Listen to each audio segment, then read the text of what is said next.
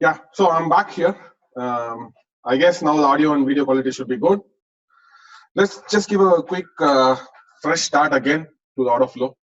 I guess this time there should be no issues in the voice getting disrupted. Are we good? Okay, that's great. So, in today's session, I'm going to use NinjaTrader 8 platform to explain the order flow charts, and we are also going to look into the market profile based strategies, how we can develop context from market profile. That we are going to talk in tomorrow's session. And today's session, we are going to look into the basics of market profile, the basics of order flow, and the basics of the order flow principles, and how one can develop strategies on top of order flow. And tomorrow we'll be looking into market profile and how one can combine order flow and market profile. That is what we are going to look into that. I would say that order flow is more of a practice, right, than a strategy.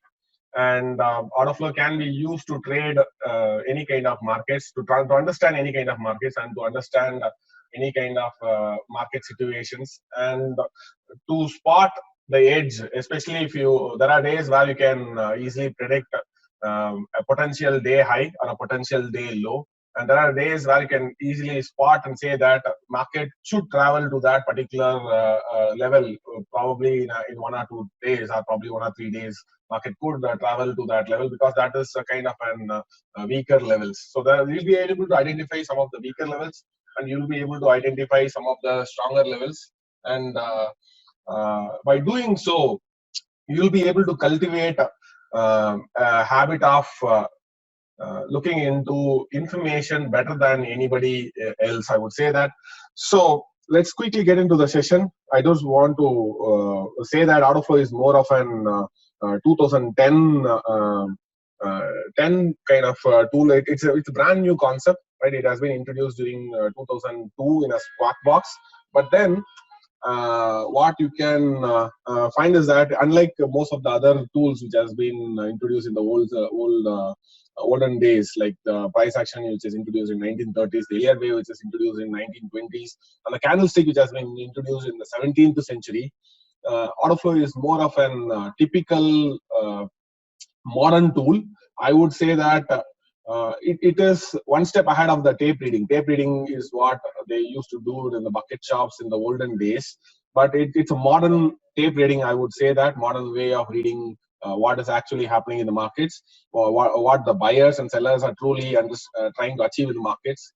So right from 2002 onwards, in a squawk box, somebody tried to use a concept called volume at price. The very first time they are using that information like volume at each and every price level, how the volume is behaving at each and every price level, and later it has been transformed into order flow, and proper trading tools, proper order flow tools started coming up from 2010 onwards, right? So there are tools like Market Delta. They're the pioneers of footprint, but then now many more intelligent order flow tools are there in the markets. Like I'm a Bell TPO user since 2016 onwards, and I started experimenting with Market Delta, then moved to Bell TPO because of the cost effectiveness.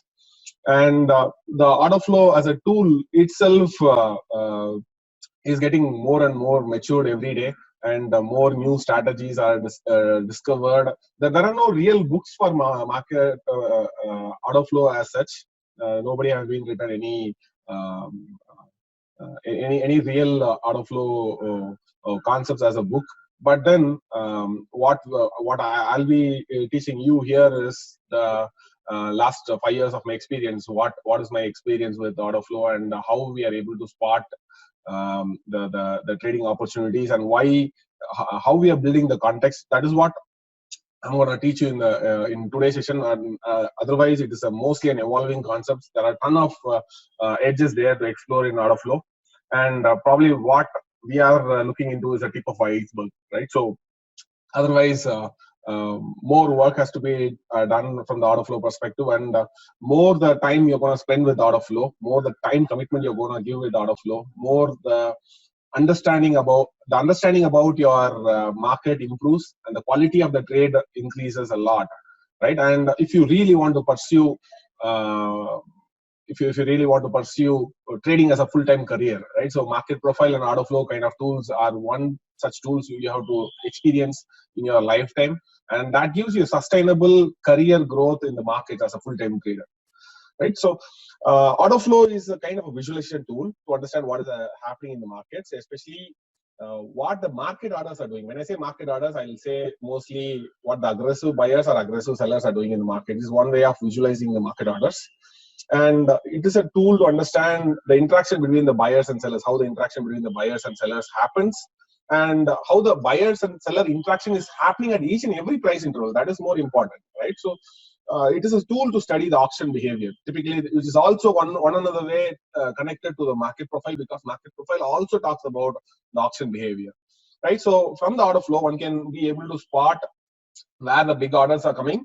At probably, if you look into the candlestick, you will be seeing that which candle the big volume is coming in. But if you look into the order flow, you'll be able to give even more a closer look into that order flow charts, and then you'll be able to say that at what price level exactly that big order flow is coming in, at what price level exactly that momentum buyer is happening, and when the stop hunting is happening. Stop hunting is one form where we say that many people used to keep a stop loss. Many people usually they keep a stop loss at 200-day moving average, or an yesterday high, yesterday low, previous swing high, swing low. That's what most of the people keep their stop loss, especially the short-term players. They tend to keep a stop loss around those levels, and quite often you might see that kind of price often moves to yesterday's high, and then it touches the yesterday high. It removes the stop loss of many traders, and then it comes back again. So that we call it as a stop hunting. Anyways, we want to discuss deep into stop hunting in the later part of the day.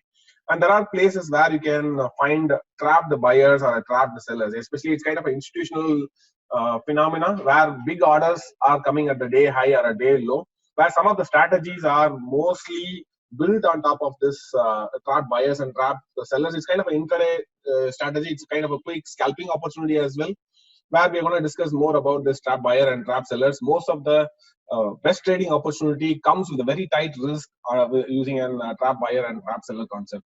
And there is another question which will be brewing from most of the order flow beginners. Like, can I combine with classical technical analysis tools?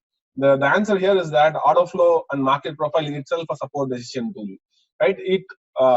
Order flow can also be used as a standalone tool, or it can also be combined with tools like market profile or price action based studies, or in fact your own analysis. Like, probably you're seeing a divergence, or probably you're using a head and shoulder, or you're probably seeing that price is touching the upper Bollinger Band, and then you're not sure about the price action, what the buyers and sellers are really doing over there. If you want to look closer, what you can do is that you can combine with order flow, and you'll be able to spot how weaker the players are behaving, or how stronger the auction is going on. That is what one primarily able to learn from the order flow charts. And what order flow typically explains is that how the orders are coming into the markets, how they are getting filled up, right? Whether the trade is executing at the ask price, or whether the trade is executing at the bid price, right? So order flow shows only the executed market orders. It is the counterparty is always the limit order. Probably the limit orders is what you show you see in the order book. Maybe you might seen this many times. Let me show you a video which I done yesterday night. So let me go back to the video which shows the order book. Probably if you open your broker terminal, and probably you'll be seeing the market depth. They call it as a market depth, or the level 2 data, or top 5 bid and ask levels. So they are nothing but pending limit orders. So here you can see in the screen.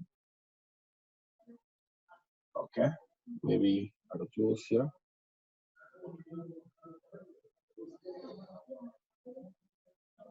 Right click, open with, yeah, this should do.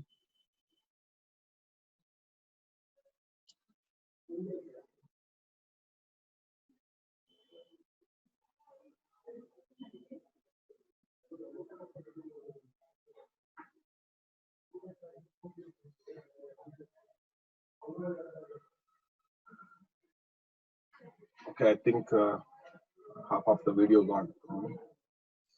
Anyways, what I can do, I show you in this. So probably you might seen this limit order book, right? So when the limit order book is there, so it is nothing but a bunch of limit orders sitting over here. The buyers are there on the right hand side. So here is the list of buyers. They are buying limit orders. This is buy limit.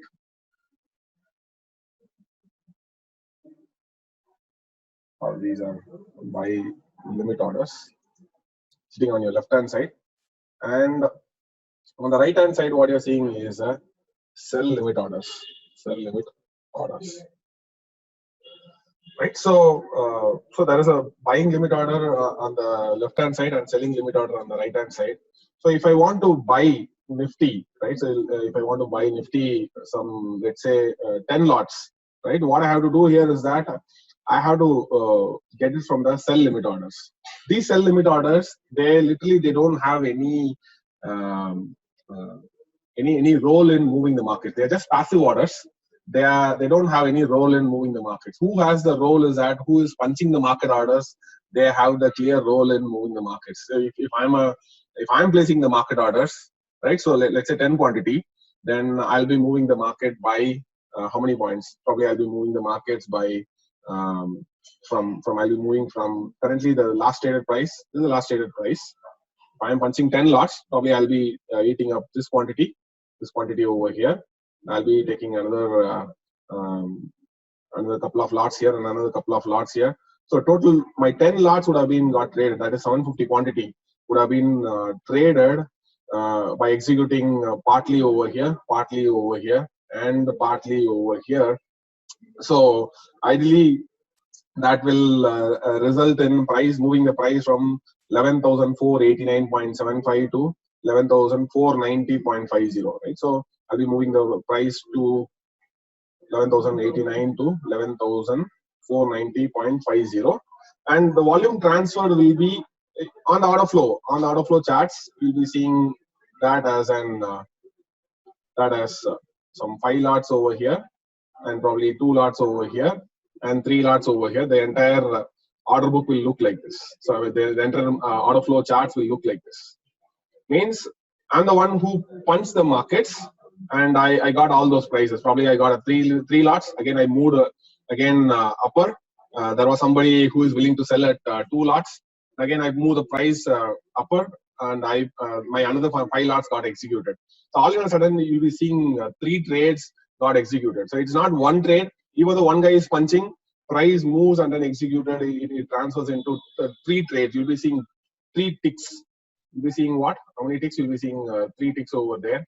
And this level it got executed 3 trades, and this level it got executed 2 trades, and this level it got executed 5 trades, right? So that is how the order flow used to plot, and we rely on uptick and downtick information because the vendors like Global Data Feeds, eSignal, and the eSignal and other players, the True Data, they generally transmit 1 second a snapshot code, and every 1 second we'll be getting only 1 tick. It's a consolidated tick, and that explains that is more than sufficient to plot the order flow charts, which is mostly 90 to 98% of the true order flow information one will be able to extract from such kind of data feed. Right. So otherwise, there are matured players like CQG, IQ feed. They transmit the real bid and ask information, and that is a true form of the order flow charts. I would say that, but you won't find much of a difference between a bid ask information and an uptick or a downtick information. An order flow can be constructed from a bid and ask information or an uptick or downtick information. So, which is much sufficient to get the context. Yeah, sometimes when the volatility was very high or your internet speed is pretty slow, the order flow information might be a little bit skewed. But once you do a re-backfill again, everything gets back to the normal, right? So the key learning is that there are many times if you compare your order flow charts with someone else's order flow charts, it will be closely matching, but some of the places you might be finding some differences there. So probably in my case, I'll be seeing this. Probably in my case, if I see my order flow charts on my screen, I'll be getting I'll be getting something like an 50 over here, 50 lots on the buying side, and probably some 30 lots on the sell side, right? Whereas if I look into someone else's screen, it will be like some 20 lots over here and some 60 lots over here. That you'll be finding such kind of differences because of the nature of the transmission of the tick data. Sometimes couple of the ticks which is coming in real time but might missed because of internet connectivity issue or some slight internet disturbance, it might get missed. And moreover, the data vendors, most of the data vendors, they retransmit the codes, but the softwares like Ninja Trader, they don't they don't accept retransmission. So whatever it comes in real time, it will be staying in real time. So it will not get re-backfill. So if you do a re-backfill again, if you do a re-backfill of this information, probably let's say this is the real-time information you might be getting in. But if you do a re-backfill, you might see that a small variation you might find that, but that is okay with that. Right? Okay with the uptick downtick kind of information. But if someone is really providing bid and ask information, as of now for Indian markets, no one is providing. But if someone will provide, that will be the 100% true form of order flow. I would say that. But yeah, as I said, it's more than sufficient to read the order flow, to read the context, to do intraday trading and even scalping. That is much sufficient to do that, right? So, and when it comes to the market, always you'll be having two set of information. One is the ask price on the left hand side, where the pending buy orders are sitting over there, which is the bid price, and the ask price, which is sitting on the right hand side, which are nothing but the pending sell orders. They're just both the bid price and ask price on the order book or the level 2 window are just waiting for the buyers to come and take it. It's kind of an advertising mechanism.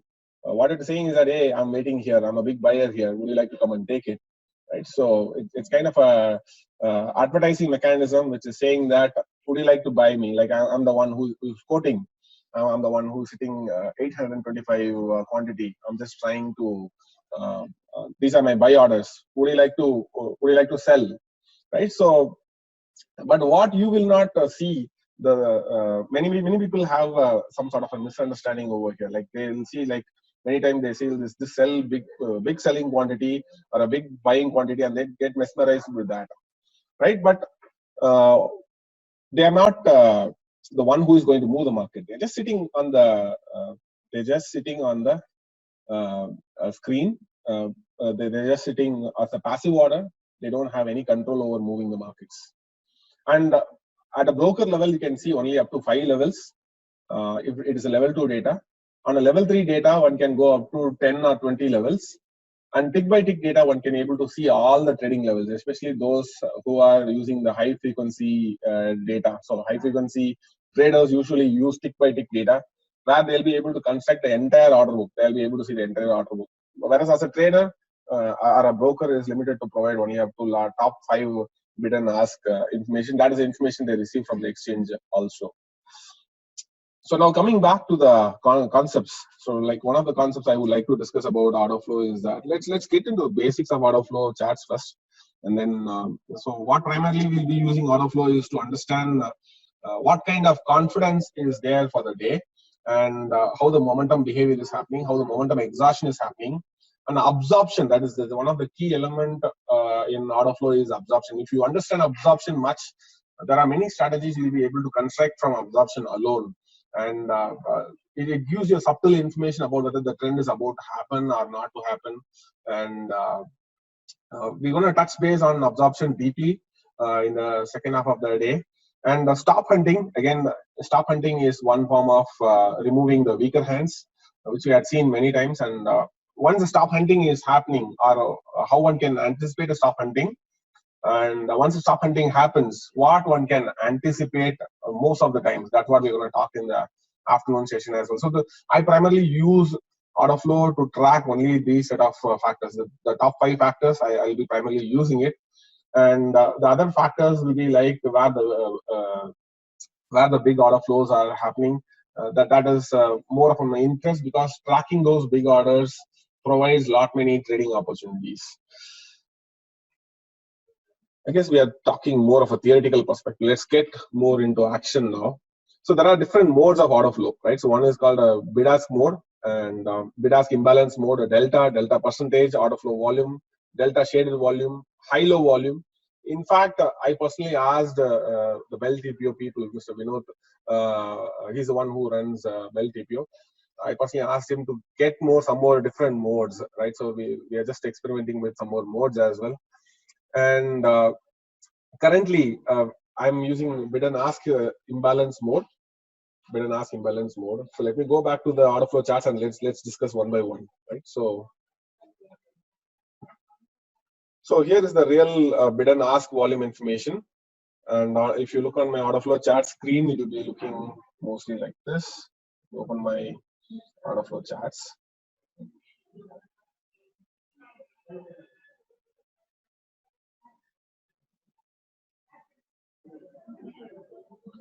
So on my order flow charts, if I'm going to look into here, it looks like, it primarily looks like. So here are the places where I can find multiple modes of multiple ways of representing the order flow data. So the bid and ask mode, probably that is the default mode in most of the charts, but I prefer using bid and ask imbalance mostly. The bid and ask imbalance mostly, that's my preferred method. And so bid and ask method, what it does is that it does a color coding based upon where the buyers are heavy. Wherever the buyers are heavy or sellers are heavy, it usually tend to plot in a light color. And wherever the buyers are very less or the sellers are very less, it tend to plots in a very bold color. So usually it is an opposite because of to show the contrast. Now you can see in this example the 371, and it differs from the vendor to vendor. In my case, wherever the light colors are, it is easy to spot that those are big volumes. Whereas the thick shades over here, this particular block, where you can see the thick shades over here are you can see that those are highlighted with the dark greens and dark reds. That means they are lighter volumes. So it's an exact opposite of it. Like this is very clearly visible over here. The 371, it is lighter, and whichever is darker are mostly low volume zones. Okay. And compared to that, I am more of I'm more interested in tracking where the momentum is happening. So if you want to understand where the momentum is happening, one should go and use the bid and ask histogram. This is one way where you can see that where the bigger histograms are coming in. In that case, you'll be able to say that, that there is this level where more volume is happening in that particular bar. This level, there is more volume is happening over there. It gives an immediate visualization where the big quantity is getting formed. By just looking into it, looking into the candle itself, you can say that the day high is having a very big volume over there. Right? Compared to the buyers and sellers, the buyers are relatively more, and they are more at this level.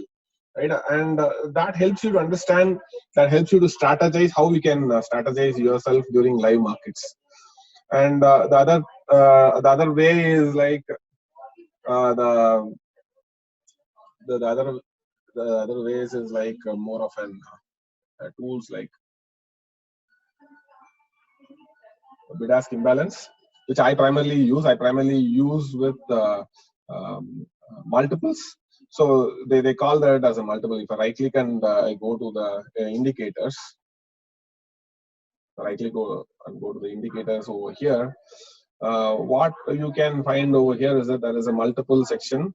I just made a 10 times volume imbalance. So what does this mean is here is that the green colors, what you're seeing here, it will be compared diagonally.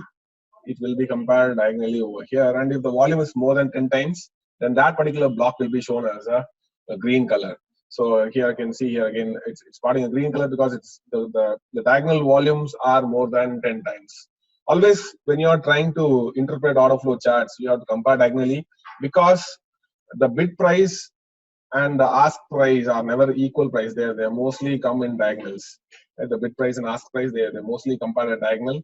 They never the bid price and ask price are the same price in the markets. Otherwise, there will be a spread between a bid and ask. So that is why you have to always compare diagonally over here. You have to compare the always when I'm comparing 126, I will be comparing with 106 always. It should not be like this. This is a wrong methodology to compare, right? So always the right methodology is to compare in the form of diagonals. Any questions up to here?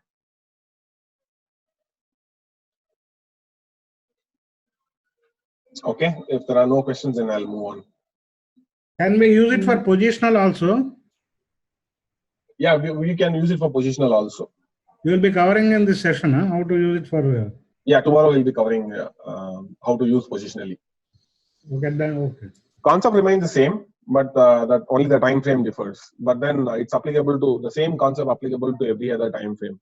What we are going to take is that we are going to take most of the examples on a 5-minute time frame charts, but the same strategy, same stuff you can apply on a higher time frames as well. Right. Some of the strategies, like some of the failure breakout strategies, which we'll be mostly using from the higher time frame perspective, like a 15-minute time frame or a 30-minute time frame. We'll go to that higher time frame. Maximum we'll be using up to 1 hour time frame. But the one more challenge is there when you are using a higher time frame, because most of the data vendors, like global data feeds, they provide up to 2 to 3 days of tick data. So that means you need to have subscription with them for a long period, and then every day you have to open the tick charts, and then you have to save the data. Then only you'll be able to get a longer data to look into the hourly time frame charts or minute charts. And true data, I'm not sure. They also provide 3 days of tick data.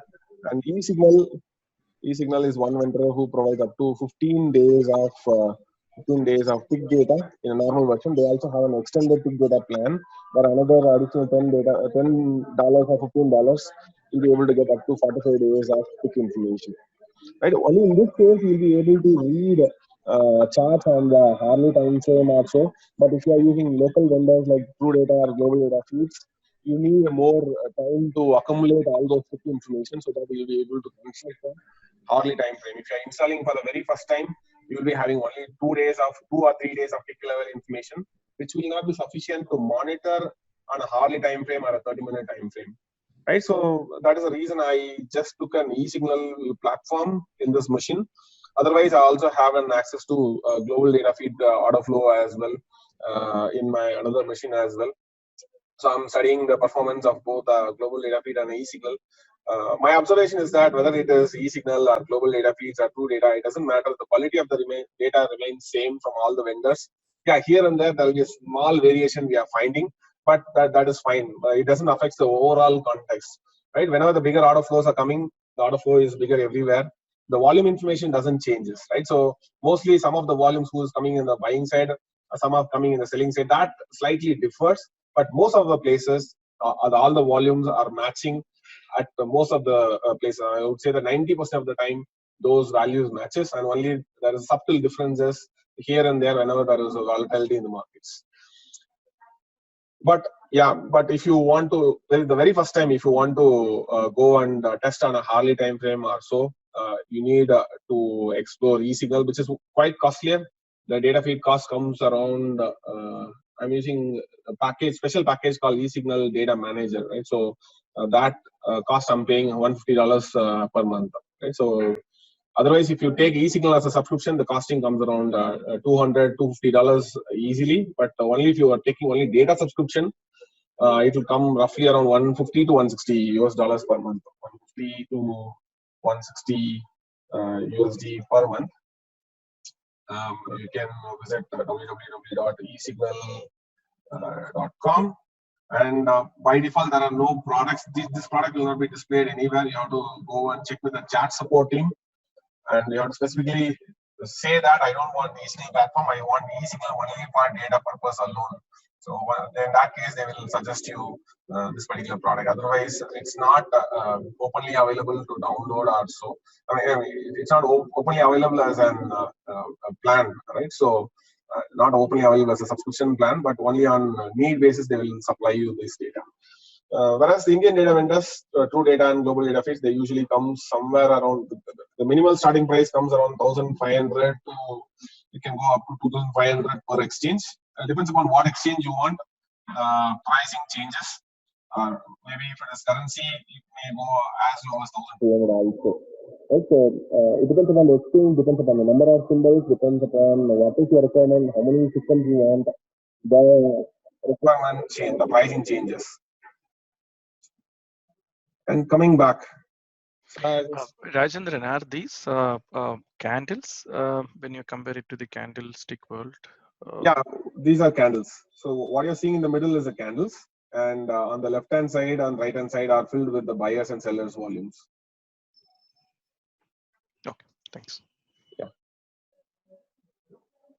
So as I said, I'm more of a bid and ask imbalance user. So we have to talk about two concepts there. One is an balance and imbalance. We talked about in the morning, right? So we talked about how market moved from a balanced way to a trending mode. Market always moved from a balanced mode to a trending mode, again from trending mode to balanced mode. A balanced mode we call as a balanced markets, and trending markets we call as a imbalanced markets. But when it comes to order flow, I can understand imbalanced markets in the form of an in the form of this blocks, which is having more than 10 times difference, right? And that is mostly software control. I prefer 10 times to understand where most of the volume is coming. So at times we will be having some stack of, you can see in this case, there is a stack of buyers coming here. So this is 2 blocks. There's one more block. Total 3 blocks of momentum buyers are there. We call that as a momentum buyers, right? So there are many places where you can spot such kind of momentum activity, and that is one of the plays where we used to form a strategy called auction imbalance strategy, which we'll be talking in the afternoon session. Again, you can see here, again, there is a stack of buyers are coming here. We call them as a stacked buyer, where this particular candle, it shows that the momentum from the buyers is pretty more over here. Again, momentum is coming over here. We need a minimum 3 such bar to show that momentum buyers are there in the markets. Right, so that is one place where you can say that the momentum players are in control in the markets. And there are places where you can witness momentum selling also. Especially more they are going to closer, more those values are going to be closer, more stronger that particular zones are. Maybe sometime back, in a clear uptrend, you can see prices moves up with clear. Not on last Friday. Last Friday was a very low volume, but if you look into other days where the volume flow was really thick, so you can see this example. So these example, you can see the way the players are positioning themselves, like 151 quantities.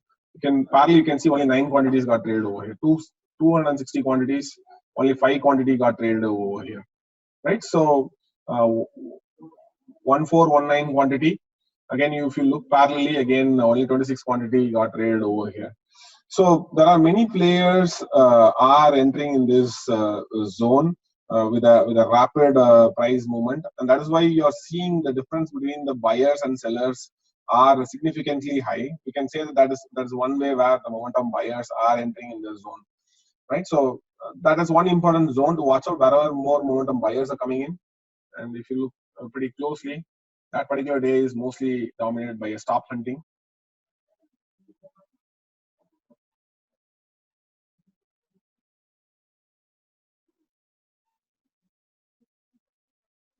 Not much of a momentum day, but then many times price moves with a bigger momentum. It was otherwise last couple of months it was a slow, dull, boring moving markets. It's typically moving in ranges most of the time. And very lately there was a drop or a very late push up is happening. Either let it be in Nifty or let it be in Bank Nifty. Last couple of days were kind of a dull, boring moments. So there are very few times you can see this kind of stack sellers, stack buyers arriving over here. They don't show up every time. Whenever they are showing up, so these kind of stack buyers, they're coming at very close buying, right? So one of the places where the smart money get themselves positioned in the markets, and that zone, especially when this particular zone, when I draw a zone over here, let me draw a zone over here. So if I draw a zone over here, that zone will be especially the one which is coming at the tighter one. So I'm not talking about the one. This is also kind of a stack buying activity. This is also kind of a stack buying activity. So 1, 2 over here, and another one is at a very remote distance, right? So this is also stack buying, but especially when it's coming this closer, whenever it's coming this closer, then this is one of the zone which could act like a potential support zone, right? So this is also one form of stack buying. It's a good buying activity. It's a strong option. Whereas when the stack buying is coming pretty closer, we call that as a kind of a markets in imbalance mode. In that case, when the price is coming and touching that level, maybe I'll take a reference from, I'll draw a zone over there using a rectangle.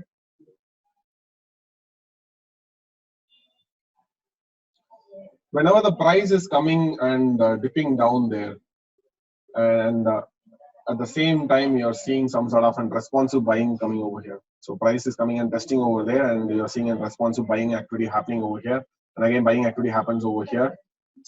That acts like a kind of a smart money zone. If there are interested parties, they will come and defend those levels, right? So again, those stack buyers, we're going to look into a couple of strategies how that could act like an support.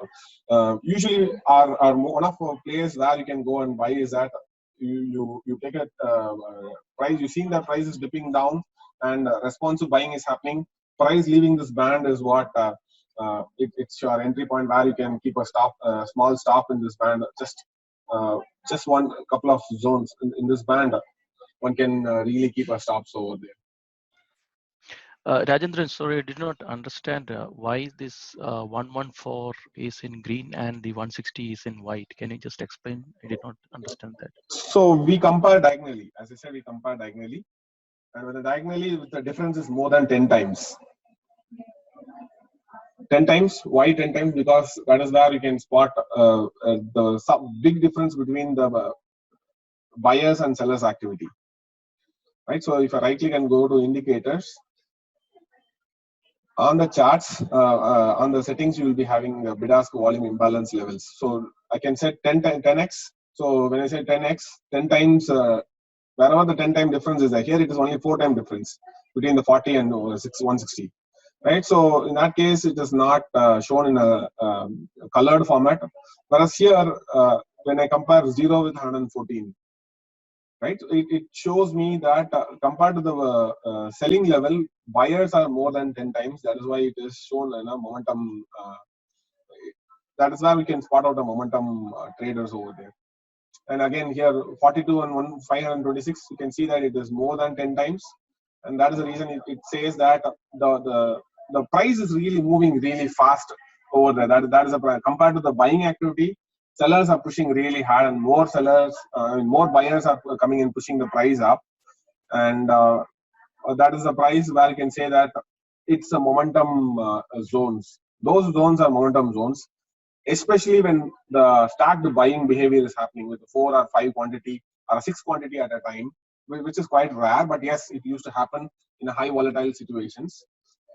In a dull, low, boring markets, in a low volatile markets, slowly moving markets, these kinds of auction happens, but it happens very rarely. So this happens during the end of the markets, and somebody had really positioned themselves in the markets. Right? Somebody really positioned themselves in the markets, and so if the price is now returning back, one of the players one can, if the price is coming and revisiting there, and you're seeing a bounce back, those levels has to be carry forwarded. Right? So those levels has to be carry forward. That information has to be carry forwarded, even if it is the next day. That information has to be carry forwarded over here. So there we can find and supports the one who added their positions over here. If they are interested parties, they will come and defend again at the same level as well. Right. So that is one of the crucial zones, and we'll be discussing a couple of strategies based upon this. And the other varieties are like delta. So the delta is nothing but the difference between total buyers minus total sellers. So if you really talk about delta over here, It's Rajendran. Yeah. One more question. This you are showing only on the rising side 10 times. yes, Is it same on the left side also? yeah, it will be same on the sell side also. Whenever you are seeing a red color candle, probably I'll go back to the bid and ask imbalance. So on the sell side, we'll be able to see similar information also.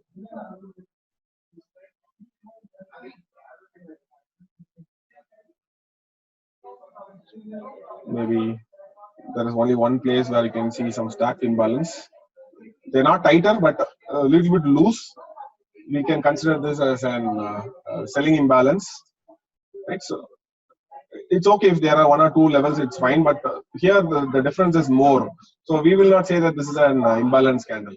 So I would say I would give more preference to this imbalance candle, because the sellers are more and they are coming at a tighter level, and the momentum is kick-starting over here. That's the seller momentum which is coming over here, and that is one place to monitor for any levels. And again, coming back, there are a lot of sellers over here, but you can see that the sellers are coming at a relative distance. But yes, this is momentum candle only. But ideally we don't take any levels from this kind of candles. This is a strong auction. A lot of momentum sellers are pushing the price down, but there is no real stacked momentum sellers over there, right? So we don't usually take any levels from this level unless it is a 3 bars, 4 bars, pretty closer by. In that case, we'll take such kind of levels. Again, coming back, there are many candles. You can see there are no real volumes. There is no real momentum coming in. So usually it's one form of a consolidation, right? It's one form of consolidation. And again, you can see one form of a stacked selling is happening over here. Kind of a stacked selling. A lot of stacked selling is happening over here. And mostly whatever we have seen so far is more of an last couple of weeks. It's more of a dull, boring markets. Very okay. Here again, here this particular level. This particular level is again an interesting level to watch out. That is where most of the decisions has been taken, but the volumes are not that heavy as such. It's only 30, 11, and 45. But you want to really know when the volume is happening, what kind of volume is the high volume for Nifty. Right? So I would say that if these kinds of volumes are happening in, let's say, 300 quantity or 200 quantity or 600 quantity, like this kind of information, then those levels can be considered as stronger levels. But here it is only 30 lots and 11 lots and 45 lots, which is really a very low lot size. Even though it's a stacked buying activity, even though some buying momentum is happening, one cannot able to take reference levels from this kind of information, because there is if smart money is entering with a big quantity, then maybe you might be seeing this as some 200 lots would have been entered over here. Again, near to that, some 100 lots would have been entered over here. Again, near to that, some 400 lots or 500 lots would have been entered over here, and all will be flashing on a green side. So that is why you can say like those are interested parties, and when price is coming and touching back again those levels will act like a crucial support zones from the intraday perspective, right? So one another thing one have to, yeah. So one question. So how will come to know whether it's a new business or old business are getting out? So one is from via cumulative delta. One will be able to understand that whether it's an old business or a new business.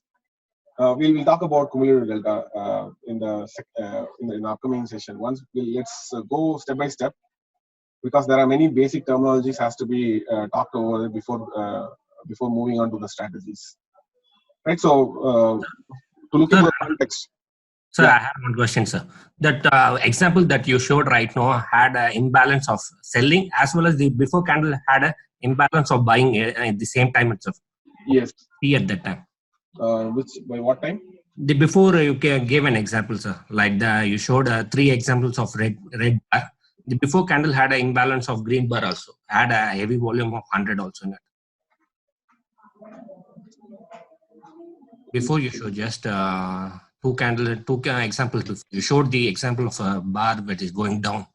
Before candle had an imbalance of 100 and 150 also. This one. Yeah. See, you showed this example as just saying the before bar has an imbalance of 100, 150, having a heavy volume in it.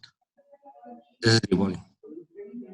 Yes. See, you were saying this. You have to take this example, but before bar is shown at 100, 150, 9, 12 also. This is also an interesting level, and you can see there are a lot of buyers also sitting over there. So that is an definitely this is an interesting reference to watch out over here. Yeah, that's the only thing. But if you see this level, this particular level is it's happening with a low volume, so we ideally don't treat this as an big buying activity. So there is no reason participants are positioning in the markets. The before candle, sir. The before candle has 100. This candle, somebody is really positioning into the markets. Yeah. Right. If they are strong players, when the price is coming down, literally they will not breaking. If it is breaking, then something is seriously happening in the market. That is the one thing we need to look into. The moment it's going to break again, it's going to be a zone for you to go and start the markets there. Okay. So if at all, let's say that will be the reference level to see out. Yeah, that's the reference level to watch out. So that is where we use a concept called absorption. Okay.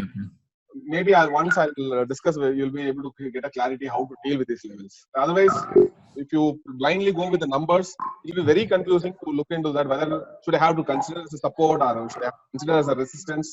But once you know the basic principles of order flow, right, like the initiative drive or the responsive drive, you'll know what is happening over there, or you will know that whether this is going to break or you'll be looking for an absorption activity. If absorption activity happens, you will come and play over there.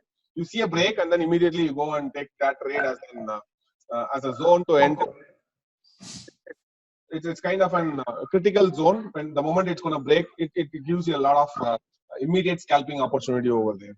Okay. So there are two concepts. Whenever you're reading an market imbalance charts, one thing what I'll be watching is the stack to balance. Okay. Right. The second thing what I'll be looking into is what kind of drive it is. I think you can mute yourself. There are a lot of background noises happening over there. Yeah, thank you. So what I'm going to do now here is that I'm going to open a whiteboard session.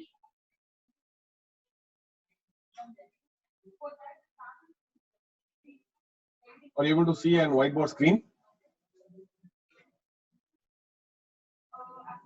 You're able to see a whiteboard screen?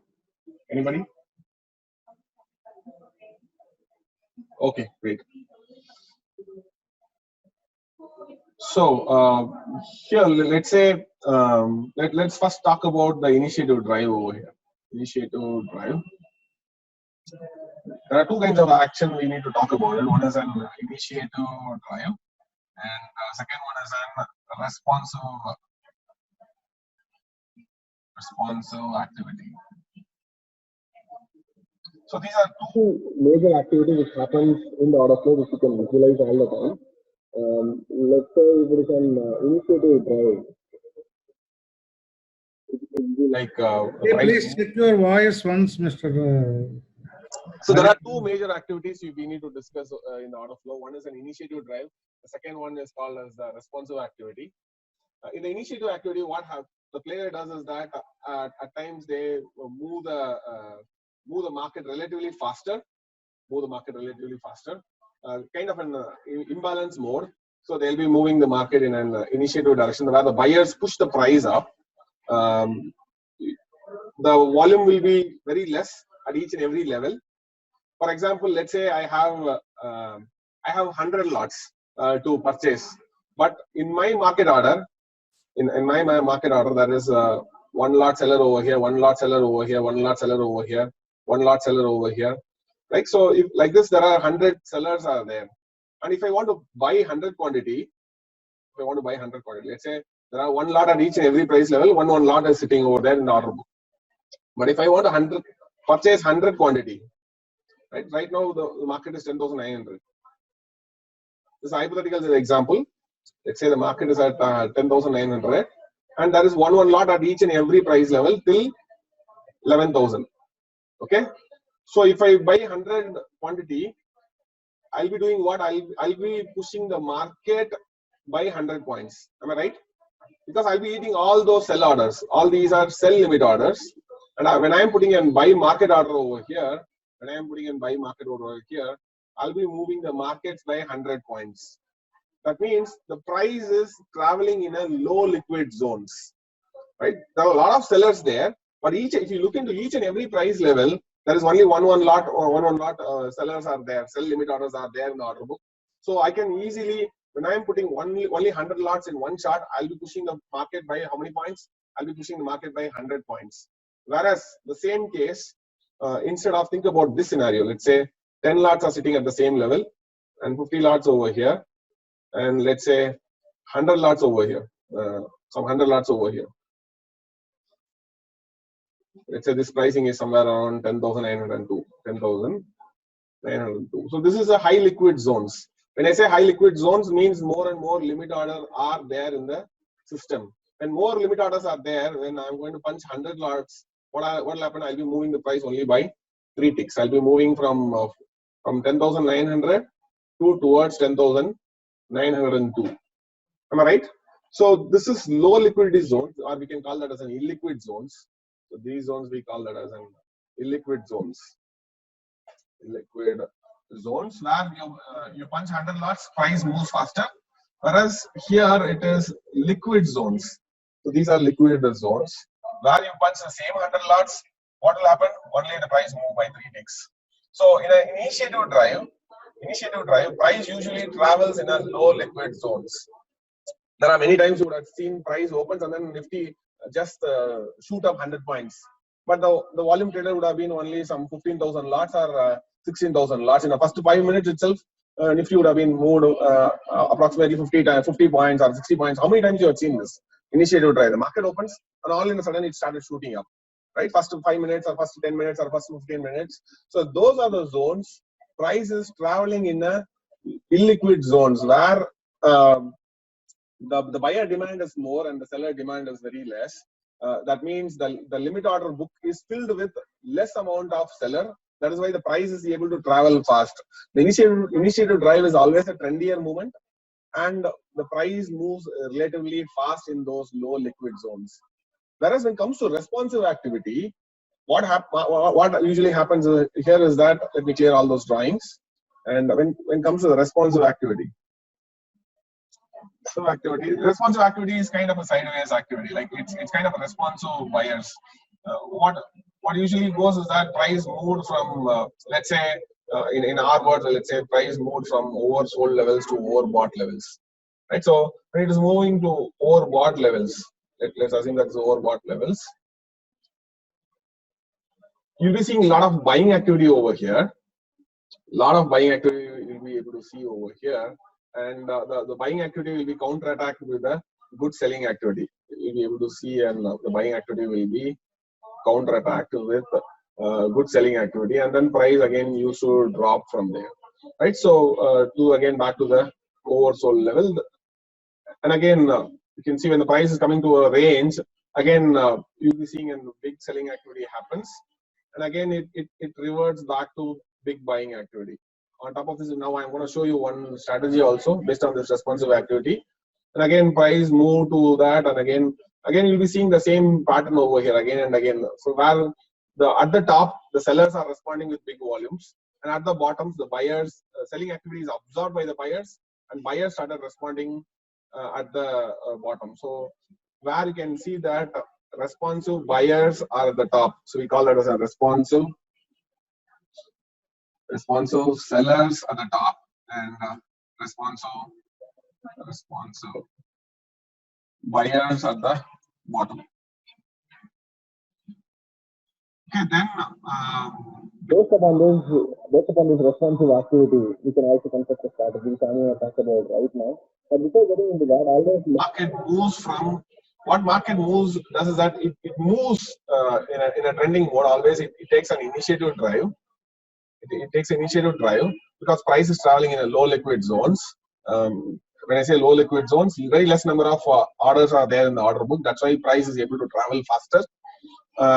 Once price travels faster and then it hits the liquidity zones, then what happens is that market will start doing responsive activity over here. Means those are the zones more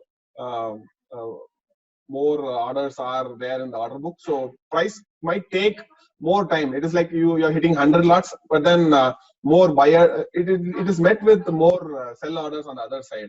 Now the order book is filled with more and more orders. Right now, all the orders has been completely. It takes a long time to eat all those orders. Again, they take the initiative drive again. So this is how they move the markets. And always, most of the institutions play the liquidity game over here. Initially, let's say the market opened. They do an initiative drive to find the liquidity. The purpose of the initiative drive is to find the liquidity where more people are willing to transact. Right. So probably this will take hardly some 10,000 lots, probably 10K lots for them to push the price, so that more people will come to sell in the markets. More people might be willing to sell in this band, where they'll be able to accumulate some let's say 100K shares. They'll be able to accumulate 100K shares. Well, most of the institutions, they play the accumulation distribution game. They may be accumulating or distributing. Usually the responsive buying or responsive selling, which is also nothing but one form of an accumulation or one form of a distribution in the markets. Right now, once they eaten up all the buy orders over here, again they do an initiative drive to find one more zone where the liquidity is available in the markets, where they again do one form of an accumulation or a distribution in the markets. Right, that is how always market move from initiative to responsive, and again responsive to initiative. Right, so this is a very core foundation of order flow. When we are talking about any kind of strategies, we'll be looking for an if you are looking for a breakout, what you have to look out for is an initiative drive. So the initiative drive, it will be looking very similar. When I'm going to show you how the initiative drive will look like, or how an responsive auction will look like, how one can understand from the order flow charts. I'm going to show you there. There are times what happens, there'll be an initiative drive followed by initiative down drive. It will be kind of a V-shaped reversal. So it will be an initiative up drive, which is why many market used to top out or bottom out like this. Initiative down drive. So this is quite rare. Whenever it is happening, it usually happens at let's say this is my previous swing high, one of my previous swing high. Price went to a peak, and it established a swing high. Let's say I'll just keep an level over there, and then price used to come. Many times you would have seen that price takes a day high or a swing high, and you would have seen that responsive buyers started coming in, responsive sellers started appearing from there. Responsive sellers, if you look from the order flow charts, you'll be seeing responsive sellers. They try to push. They might be doing responsive activity for quite some time. You'll be seeing a lot of responsive action at the day high, and now they do an initiative drive. Before they initiating the initiative drive, in the order flow chart, they give a lot of confirmation that this is most likely could be an responsive selling over here. So that means when the price is breaking the previous swing high, and you started seeing a lot of responsive auction, and that is one thing you have to be really aware that this is not an weaker. This is possibly a weaker breakout. Maybe if you're seeing more and more responsive activity happening in the zones, then lately price started dropping back. It's one of the zone where you can expect an initiative drive towards liquidation. That is where one should look for a scalping opportunity there as well. So now what I want to do here is that I'm going to quickly switch from whiteboard to the video, which I had taken the. I just recorded the past trading opportunity, how it looks like, and then we'll discuss more about that strategy. So I'm going to flip from whiteboard to. Can we say responsive activity means already existing people are covering their positions? No, it is mostly an it's mostly an, say, it can be accumulation or it can be distribution also. Means Let's say, initiative means fresh buying or fresh selling. yeah, initiative is always fresh buying or fresh selling. What is the difference between responsive and this one? Responsive can be accumulation or distribution. Let's say in this case, the price is breaking the previous day high, right? And then responsive sellers are entering. That means probably they might be trying to book up profits also. Probably they are initiating fresh shorts also. So we never know, but it is kind of a weaker option always. Most of the initiative drive are always stronger options. Responsive auctions are always weaker options. It depends upon where the weaker auction is happening. Based on that, we can say whether it is an accumulation or a distribution. Right, so now I'm going to quickly go back to stream number 1 and I'll say, I want to run this video again where we talked about the absorption breakout strategy. This is one of the absorption breakout strategy.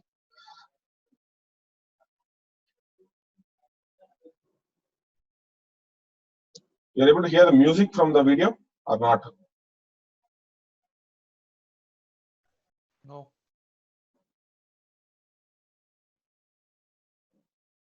Okay, so okay, that's fine. Anyways, I just kept that not an issue. Anyways, you just look into this example. So this example, you can find something interesting over here. I mark as a band to show that where the responsive buying activity is happening over here. And I'm going to pass the video before giving my explanation. Right, so look at this example. At the top, you can see some good volume happening over there. Otherwise, it was just 27, 12, 49, 18. Now we can see at the day high, you'll be seeing some good volume over here. Every time it hits that band, you'll be seeing that some good volume flow comes in. And that is where the buyers are, the big buyers are there, and then the market tend to fall down. It's kind of a responsive activity. A responsive activity can be like the big buying happens, it goes to a zone, but then despite that, selling happens. Or buying happens and then sellers are pushing the price down. So both cases, it can be considered as an absorption, right? So that is one way where we can say like the buying activity is getting absorbed. The buying activity is getting absorbed. Maybe at this point of time, you may not be able to realize that what is the context. But once you see the complete picture, you'll be able to see a couple of information, which I'm going to explain right now. So what you will be seeing here is that if you look at this particular block, price is moving in an like a responsive auction, like it moves like this, and where the big buying activity was happening, despite that market is falling down. That means sellers are responding back despite all the big buying activity. Again, when the price is coming down, and again buyers are responding back. Means all the selling activity, momentum selling activity over here are getting completely absorbed. So what is happening here is that totally the entire activity is getting absorbed at the places at the top also, at the bottom also. The activity is getting absorbed at the days high and the days in this band, the rectangular band which I have shown, where you can see the volume is quite heavy at the top and also at the bottom. No matter what, whether it's a buyer or a seller, even if there is a buyer, selling happens. Even if the seller is there at the bottom, again buying happens. That is how a responsive activity will be there. That means price is now traveling in a high liquid zone, right? High liquid zone. That is why more and more transaction is happening in that band. So price will be keep on moving in this band. Until all the orders in that particular band are completely getting eaten out. You're getting my point? This we call it as an absorption. But if you are finding less and less volume is happening, but still price is falling down, that is not accumulation distribution. Absorption is all about accumulation and distribution. Whereas a consolidation is nothing but which is happening with low volumes. Even with low volumes, this kind of activity can happen at the edges. Even with the low volume, this kind of volume activity can happen. It will be like dull, boring. You will not be seeing the reds and greens over there. You'll be seeing a lot of white levels over here. Something like, maybe I'll show you in the order flow charts. Look at the order flow charts. There are many zones where we will be seeing consolidation bands. which moves with a lot of white bands. You can see this activity. So these are just consolidation bands. There is no real volume over there. Mr. Rajendran, Yes. once again we are facing the same problem, very low voice, fluctuating. By the time we adjust to a new type of voice, we are losing the context and what you are saying actually very confusing. Kindly improve the presentation aspects. Sure. Yeah. Thank you, Wan Kumar.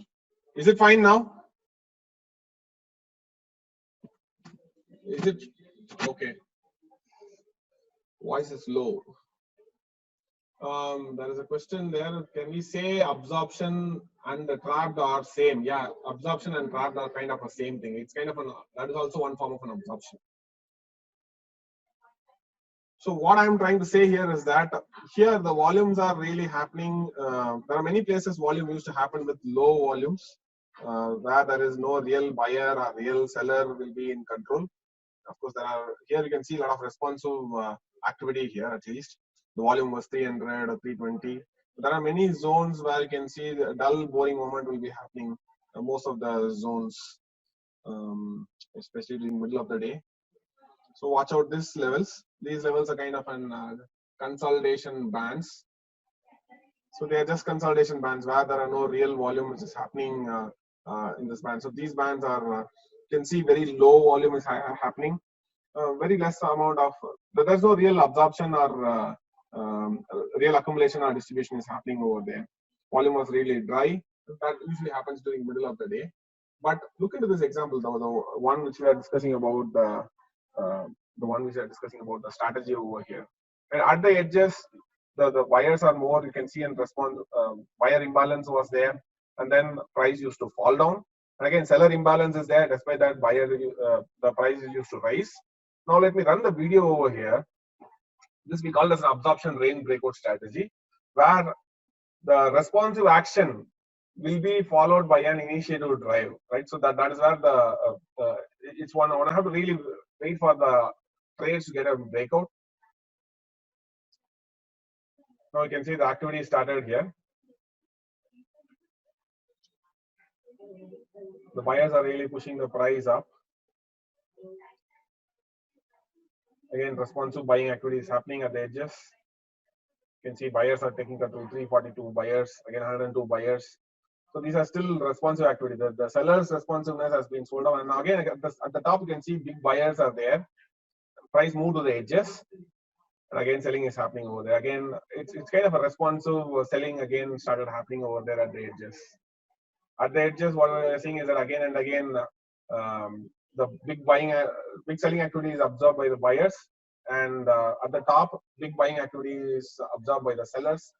Now you see that a lot of buyers are there. Despite that, price tend to go down. It's slowly it's going down. And now you can see the way they are pushing the price down. Not much of interaction. The interaction is very less. Number of volumes also very less. Still, you can see that still the responsive activity is happening there. Right. So now you can see a lot of zeros is coming in. A lot of zeros now. You can see there are no real volume has happened over there. Right. So there is no real momentum there. There is no real momentum. And that is one clue that there could be a possible change from that could be one possible change from maybe we need to find even some more clues. Let's see. You might be seeing that initiative drive kind of stuff where you can see the price is using dipping down and down and down, and less interaction from the sellers in this case, right? Less interaction from the sellers. This is one warning sign that one have to be ready for the breakout. We don't know which side the breakout is going to happen, but whichever the direction the breakout has to happen, one have to be in a high alert mode because price is forming now. You can see both the sides, the buyer and seller quantity. It's very less interaction, less than 100, I would say that.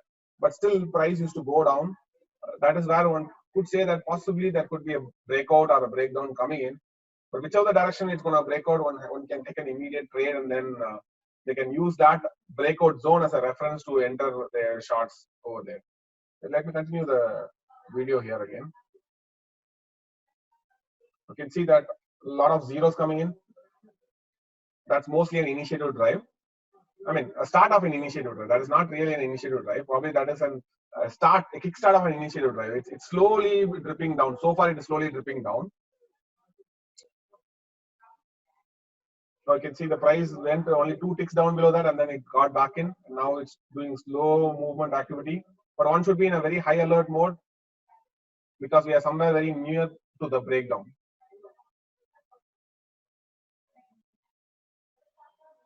Somewhere very, very close to that initiative drive. This is not an initiative drive, but somewhere very close to the initiative drive because the volume was relatively thin over here and it is elongated.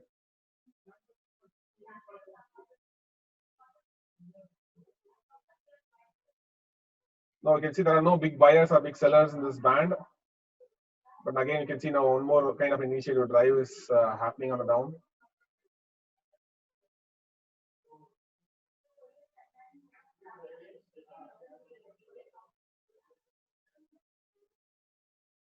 Again, not so.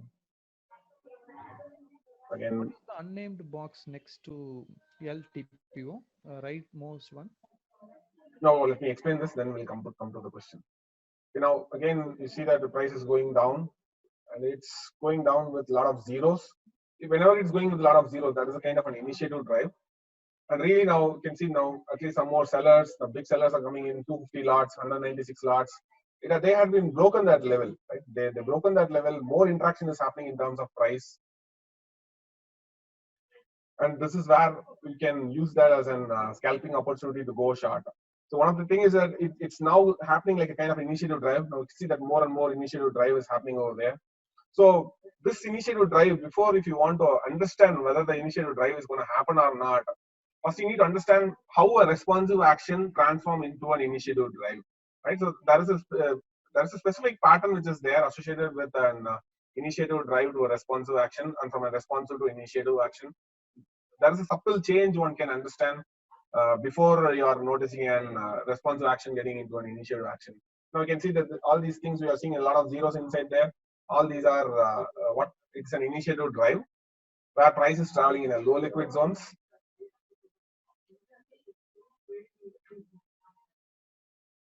Which yes, at times it involves higher volumes. But if you look at each and every volume, the volume will be relatively thin. And only specific levels will be seeing bigger volumes over there. That means when you are seeing more and more zeros, that means the order book is filled with very less and less limit orders, and very less interaction is happening over there. That is why the price is able to travel really fast in that case. Now you can see that all the candles are kind of an initiative drives over there. But what is the subtle information which you are noticing? Let's get back and we'll see that we'll replay this candle again. I'll show you. So look into the interaction at each and every candle here, right? So there are very few places where you are seeing an responsive action. We've seen a responsive action in this band. So here we are seeing a responsive action. There is some momentum buying happen and then price used to fall down. Now there was a momentum selling activity, and then despite that price used to rise up. And then again at the top there was a momentum buying activity here. There was a momentum buying activity here, as well as some good volume happened over here, momentum buying. Despite that, price used to fall down. So a lot of momentum activity is happening at the edges. That is how absorption takes place. That means more liquidity is supplied over here. That is why price is moving in a range, and we don't know which side it's really going to break out.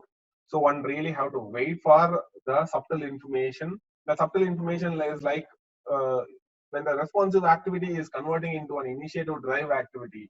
Prior to that, there will be a lot of clues saying that you'll be seeing a lot of zeros coming there, and probably you'll be finding that the order book, more the time price is spending in that zone, less and less illiquid it becomes. I mean, less and less liquid it becomes. Then you'll be started seeing the break of the levels. That means the entire order in that band has been completely eaten out. So let me rerun the video again.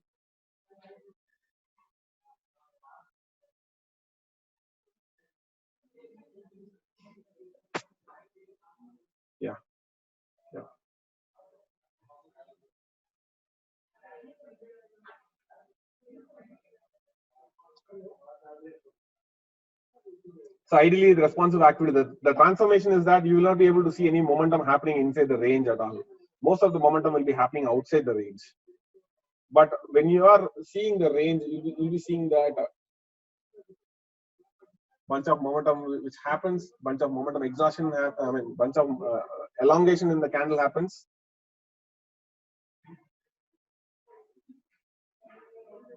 So this is the information that you have to get ready, right? This is the information that these two candles are the information that you have to get ready.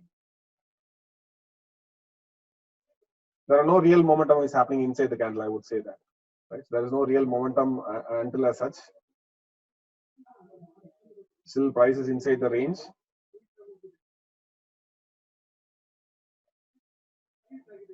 They try to move down a little bit. The effort is very shallow. But then pullback came.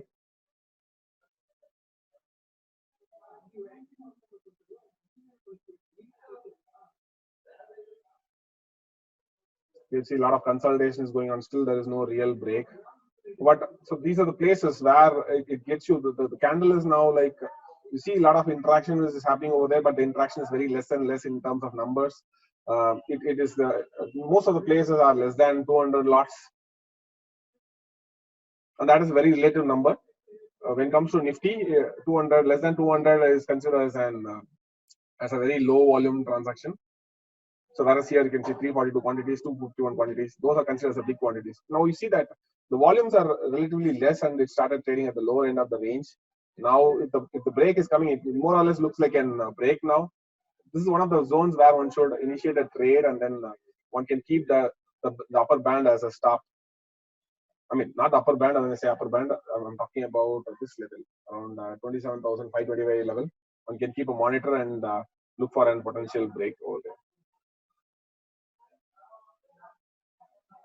Because now there is a transformation from responsive trade to initiated trades. It's not the buying activity is getting pushed, but you can see if it is a responsive activity, right? If it is a responsive activity, you should be really seeing some big volume transaction happened over here at the day bottom of the lows. So bottom of the lows, there is no big volume transaction. The volume transaction is very light, and when the buying is happening here, the buyers are coming in, but then again they are dripping down. So that is one subtle information saying that the responsive activity is clearly missing at the bottom, and more or less it looks like an transformation from responsive activity to the initiative drive activity, right? So now more the time is going to spend, there is a fair chance that your responsive activity can convert into an initiative activity, right? So the key learning here is that how a responsive activity happens in the market and what does that really means, how the initiative activity happens, what does that really means. You have to be able to think from the limit order perspective, right? Even though you are visualizing everything in the form of market orders, you have to really think from the how the order book looks like, because we don't see the limit order book. You can see only the top 5 levels maximum, but it's tough to visualize unless you have something called book map. Book map is where you can visualize the limit orders. But order flow is something like where you can visualize market orders.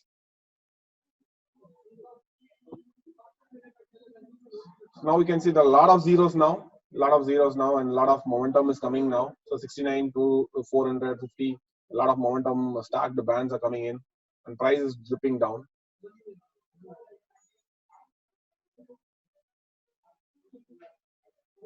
So where one can make some quick bucks there, and then they can get out of the position. Once you've seen that initiative drive, your job is to move out of the markets.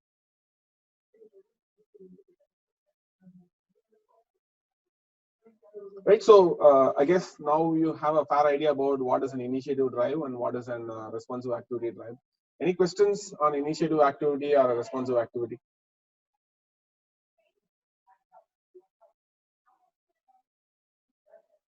Rajendran, what is the CR and right to that? I'll talk about it. All right. Now we are just discussing about initiative drive and responsive Sir, drive. Mr. Rajendran. Yes. Yeah, just to sum it up, if I'm correct, within the responsive zone, Yes. the sellers and buyers both are liquid enough to push each other up and down. In this case, the buyers ran out of liquidity and the sellers pushed it down, right? That's what it is. Yes. The buyers ran out. I mean, the buyer limit order book got exhausted, most likely. Yeah. Okay. And that is why the sellers are able to take control and they started pushing the price down. Got it. Thanks. And they again move to the next liquid zones. Once they meet the next liquid zone, again responsive activity happens. Right. That initiative drive will become a responsive activity. Responsive activity is what? It's nothing but absorption. It's one form of either an accumulation or a distribution. We really don't know whether it's an accumulation or a distribution unless there is a breakout that is happening. So maybe that zone could be an kind of an distribution, which we will be able to confirm only if there is a transformation is going to happen. Only this responsive zone was a distribution or accumulation? Probably it's kind of a distribution then. So probably the way it is transforming from the responsive action to the initiative. Before that, there is a subtle change which is coming, right? That it was breaking the. Maybe I'll again go back to the video. Where one of the places where the responsive activity was missing, right? That is a sign that the order flow is completely eaten up all those buy limit orders.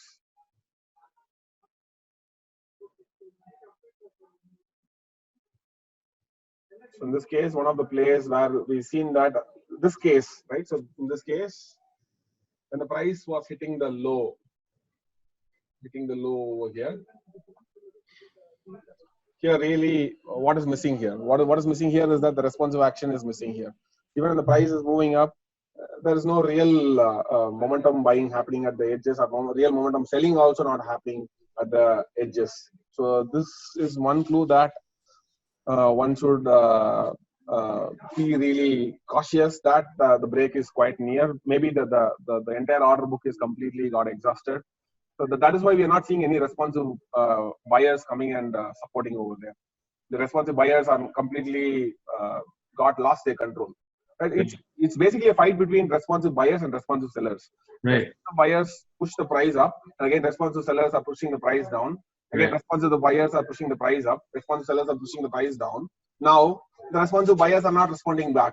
That means the entire limit order book is completely exhausted with the liquidity. Now, maybe someone is going to take the direction. I don't know who is going to take the direction, but responsive buyers are clearly missing over there. So that is one confirmation that this entire zone, right? We still we are not clear about which side the direction of the breakout is, because the entire liquidity, we don't know who is smart still so far, right? But once the entire liquidity is over and you are started seeing that break, that means the buyers got exhausted. That is why you started getting the breaks on the downside. And now the option will start developing like an initiative drive. That is where you can initiate there, and then you can take your positions there with a very tight risk. Okay, got it. Thanks. Yeah, Ranga, you have a question.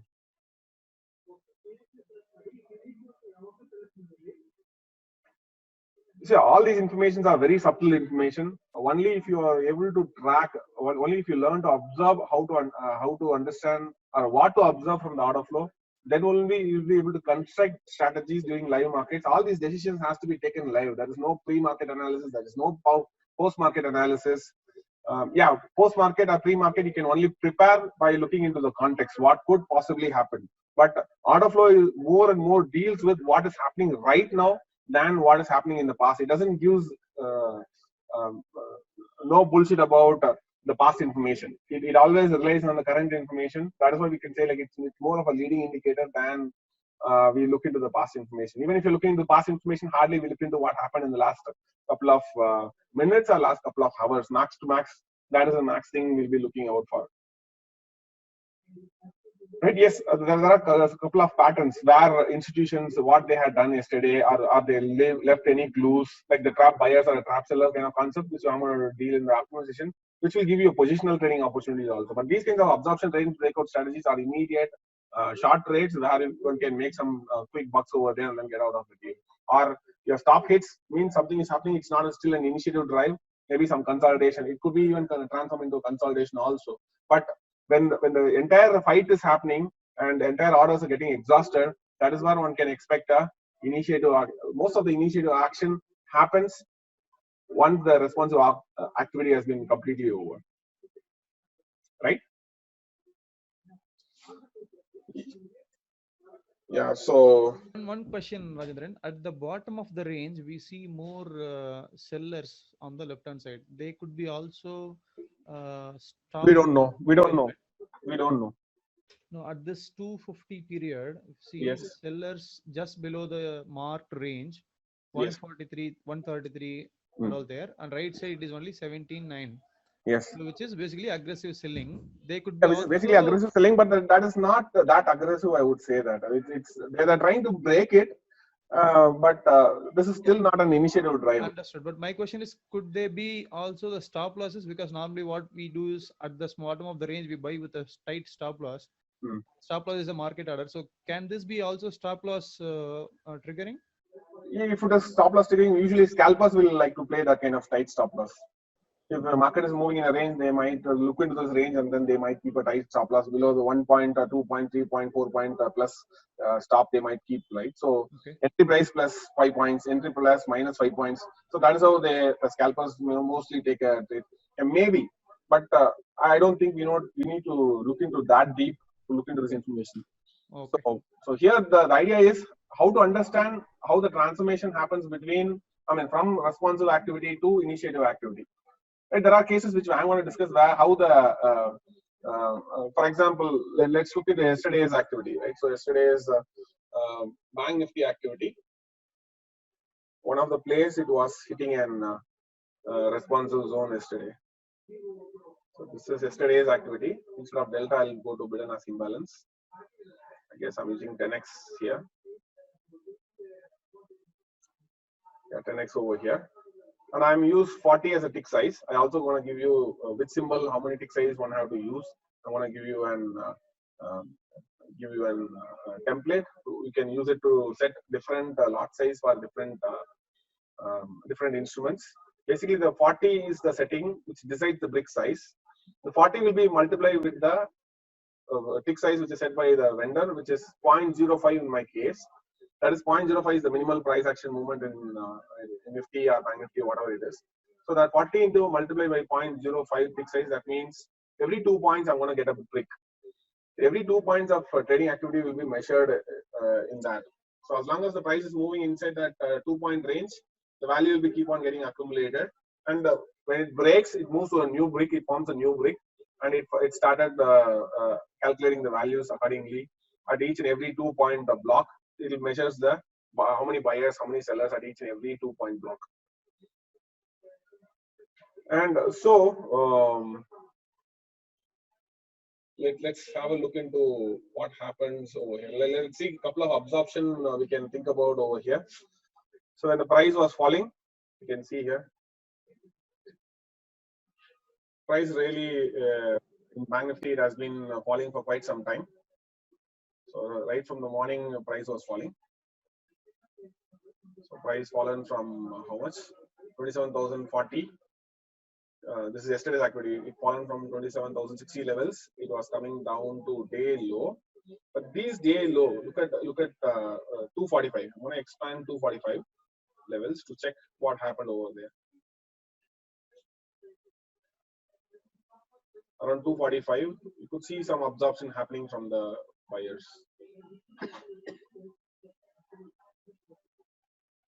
Okay.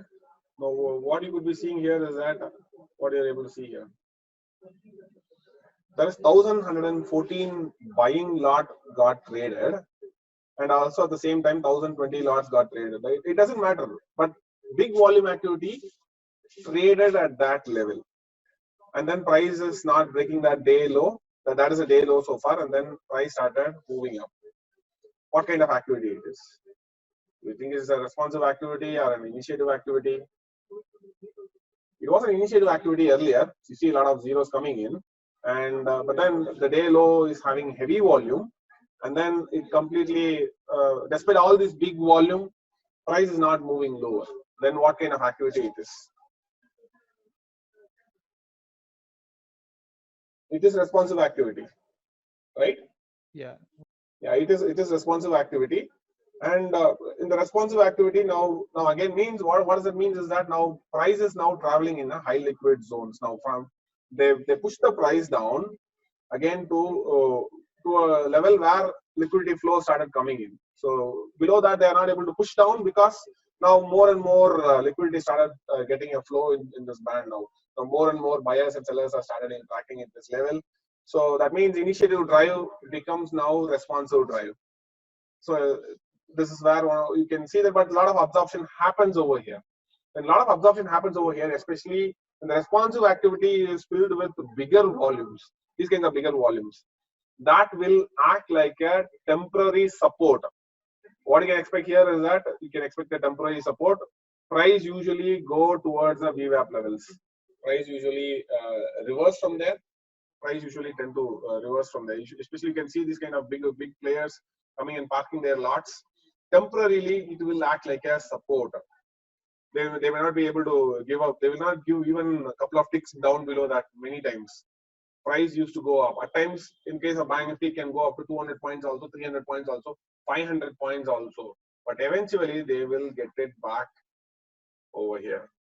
Eventually, they will try to get it back.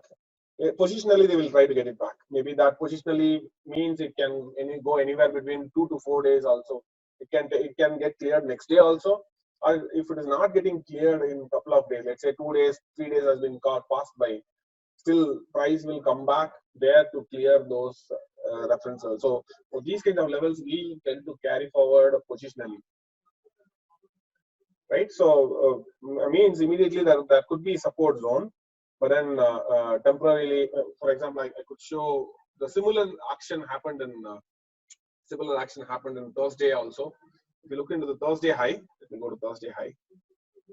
Last Thursday, and this is not only true in Nifty, Bank Nifty. If you go and measure any instrument, you go and measure in gold or international gold or US mini, US markets, it doesn't matter.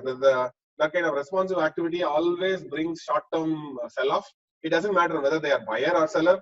They really doesn't matter because we're not concerned about how smart they are. They could be smart positionally, but when that kind of bigger orders are coming in, usually price tend to move against them. Right, so that means kind of a responsive auction takes place. Let me, I'm in 22nd, so I have to move to 1 day back. So 21st is where we got a day high. So I'll show you how the day high looks like. I thought of recording it, but then, yeah, here.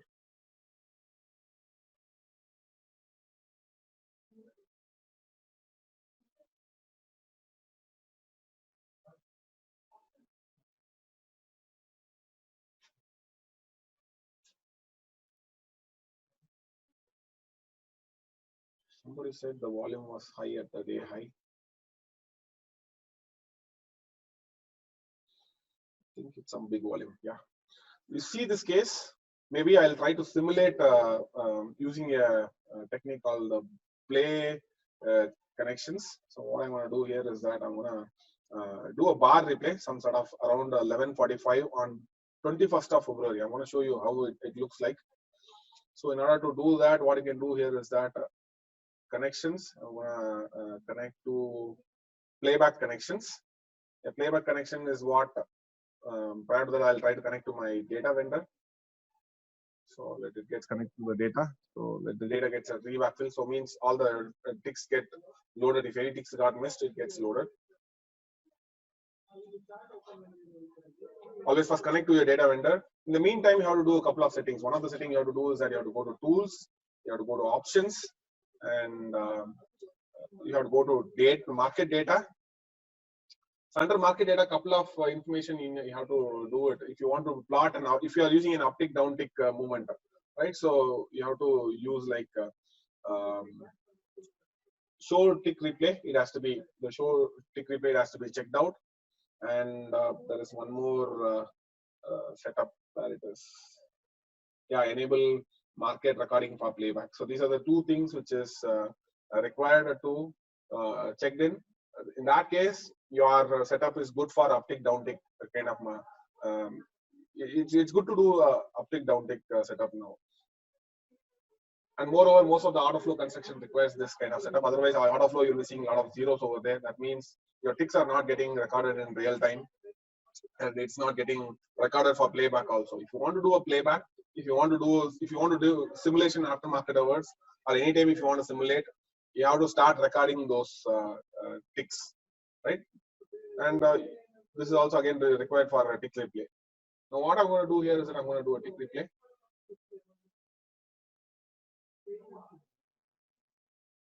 I'll go back.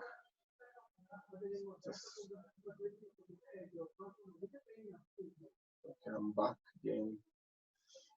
So now I'll go back to the control center. Control center is main place where you can control all your data connections, all your settings, everything. Now I'm going to disconnect from my control center and I'll go to playback connection. So automatically it displays the date. So I have to select. So I have to select what? I have to select the 21st. So once I selected 21st, I also have to say like right click over here, because by default it shows 10:30, but I want to go to 11 o'clock. So I'll say like go to, I'll say 21 and then I'll say 11 o'clock.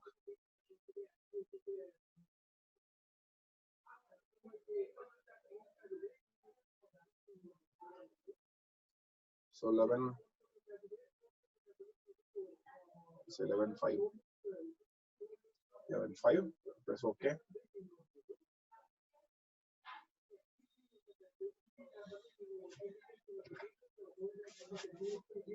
So it might take some couple of time to move to that level, because it tried to reload all the ticks. So now see the time is getting increased and now it's 11:05. Now if I try to play from here, it always go to the 11:05 timings. I'll be able to see what time it is currently running in, what bar it is currently running in. So now a lot of consultation, you can see a lot of consultation, there is no big volume in Bank Nifty. None of the volumes are not even greater than 100. So that means it's most likely we are seeing the dull boring consolidation. But if you look at 11:35, there was one big volume happened over here. Whenever such big volume used to happen, price typically mean towards the VWAP levels. So this was an opportunity, but then it was hitting the VWAP levels immediately. Not much of a great opportunity over there. But yes, at the same time, these kinds of levels, the 10,038 kind of levels, which is happening at the day low. Intermediate, we are not much bothered. It always have a tendency to revisit back. It gives an opportunity. It gives an opportunity over here. So you see that this is an this is a big volume got transacted over here, and then responsive activity is kicking in. Means the selling activity is completely absorbed, and then buying activity happens. Usually it gives an immediate mean reversion activity. The moment price started staying above, it's an immediate zone. You can keep a stop loss at the day low, and you can expect the price to move towards the VWAP levels. Right? That is not a big difference, because market was dull, boring last time. So there is no real opportunity came at that place. But then there are many times it gives you with some 100 points or even 70, 80 points we had seen here. But this is very low, dull, boring moment. Opportunity was there, but it's not that much.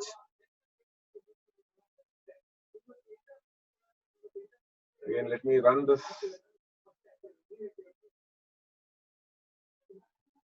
Let me increase the speed to 10 times or 20 times, I would say. 30 times I increased.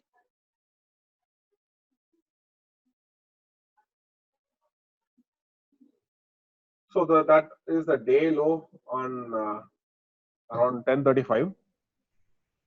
Why it is showing zeros on both the sides, Mr. Rajendran? So that means that zone is not getting traded at all. So some volume has been traded, but exchange haven't transmitted those volumes. That's the information you can receive over there. Since it's a consolidated in the snapshot feed, that volume got missed. Probably some couple of 1 or 2 lots or 5 lots or 10 lots could have been missed there. It got missed because it's a snapshot quote. Whereas if it is a real bid-ask quote, some volume would have been seen over there.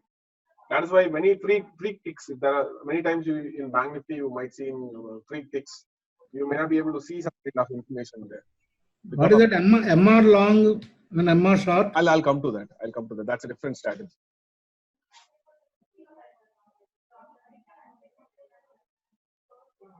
Now you can see here, I'm going to pass the session over here. Now you see that there was a big volume transaction happens, and all of a sudden price started coming down. It went a couple of ticks above. It went a couple of ticks above. It went a couple of ticks above, and then it fallen back. It fallen below this big level. It's a buyer. That's what it's shown. It doesn't matter whether they are a buyer or a seller. Some order flow might show like a buyer, or some order flow might show like a seller.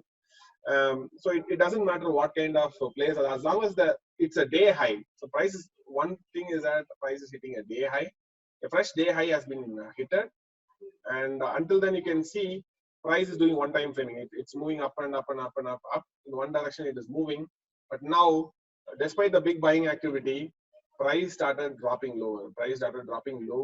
That is a subtle sign that we are in a responsive activity right now. That means we found the liquidity zone. When we find the liquidity zone, especially with this kind of big volume activity, that is an immediate shot towards the mean reversion, towards the VWAP levels. Right. So when you see this information, you should be in a position to take a shot over there. The moment, probably you may not have much time to react, but when you are seeing this kind of information, you should be reacting to those kind of information immediately. Let me replay back. So this is not the first time we had seen this many times. Every other month it used to happen. In a month, you can see this kind of pattern happen repeating in Nifty or Bank Nifty at least 8 times in Nifty and 8 times again in Bank Nifty. But that's an immediate shot. That means we are in a responsive mode. Responsive sellers started coming in, and the responsive, not responsive. Many times this is an initiative drive, which will be coming up with big volume, which will be again one more initiative auction you can anticipate over there. How to confirm it is day high? By looking into the charts, you will come to know, right, whether it's a day high or a day low. Or you can have a 5-minute chart, squeeze it, you will come to know whether it's a today's high or today's low. Fresh day high, fresh day low. That is how we measure this kind of activity. So how do I know which volume is a bigger volume? You will come to know whether the volume is bigger volume or not once you started observing the order flow.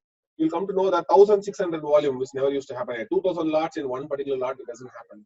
Or even 900 lot, 800 lot, those are bigger volumes, which doesn't happen all the time. Probably something like a 200 lot, 350 lots, it always used to happen at some other places here and there. But 1,000 lots, 1,500 lots in one chart, if it is happening, it happens very, very rarely. Right now, the key observation here is that from that is the top for the day. That is the top for the day, and the remainder of the day price dropped. Right, so the remainder of the day price used to drop and close lower. The key information here is that is not a good low. Again, price will revisit back positionally. We don't know when, but definitely maybe the series we might be seeing again price hitting and coming back 27,200 some other day, maybe on Monday or Tuesday. So that's one information that it again gives you a positional trading opportunity to trade the longs also. These kinds of information you may not get from your candlestick charts. You might see some big volume, but then if those kinds of volumes are seeing real big volumes at the day high, then probably you should have a understanding that always have a potential to revisit back positionally. Usually it revisits in 2 days. Sometimes you can say like it could take 3 days or 4 days or 5 days. It is one form of an failed auction. It is not a good business. If it is a good business, maybe we talk about which is a good business, which is a bad business. Probably I would say that this is one form of an unfinished business there. Price again revisits back positionally, right? Very rarely it does take out intraday, but if that kind of big buying activity or big volume activity is happening at the day low or day high, always those levels will get revisited back positionally.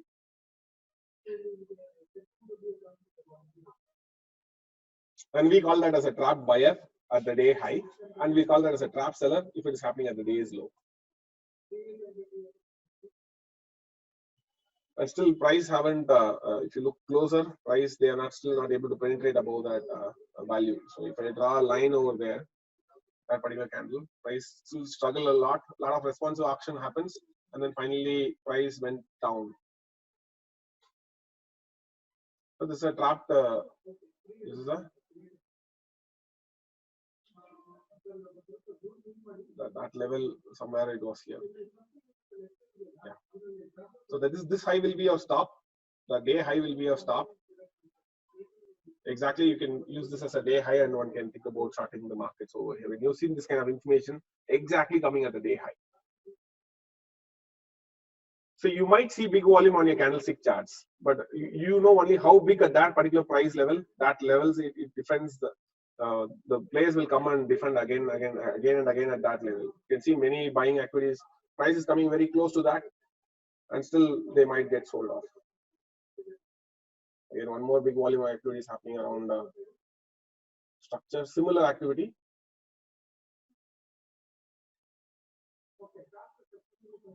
Similar buying activity. Again, one more sell-off is happening over there. Again, this is also one more trade setup. Probably, I think this is a day high again.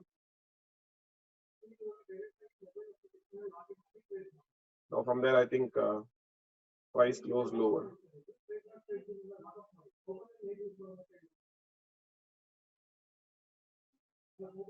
I think this is a Bank Nifty weekly expiry, I guess. Usually, when it is when you're seeing this kind of information and price is moving to VWAP level, you're out of the game, right? And very rarely it can go to the day's low or some other low.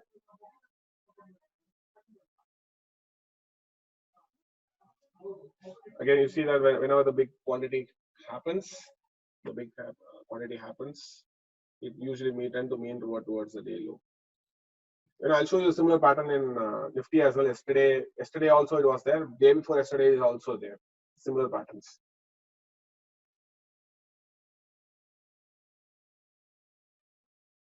So one more time it is happening. One more time you see again big quantity. Again they tend to move towards the VWAP level.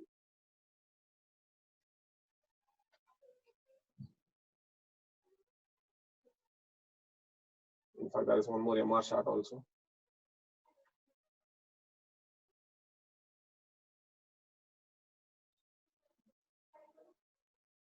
And they done that. So they're repeatedly doing that. But end of the day, what happens? This high volume got stayed there. So that is a positional information on how to carry forward for the day. So that particular day, it was a 3 trading opportunity. Always the center line here, the chocolate color, brown color line is nothing but the VWAP levels. That is one of our primary targets.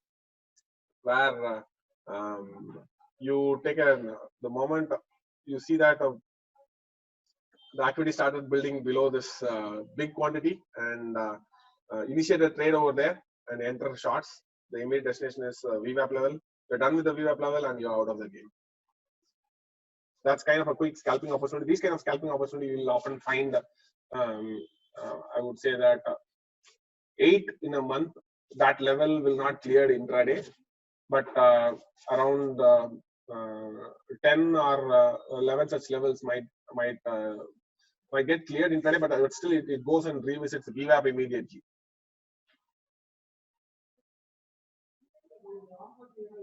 So now we will be carry forwarding this day high information. The day high information, what is the day high? So 27,170 level. I'll be using in my charts. I'll mark a level saying that high is not an. I'll call that as an unsecured high. So this is my own terminology I'm using here to say that these levels will always get revisited back. So we'll call that as an unsecured high.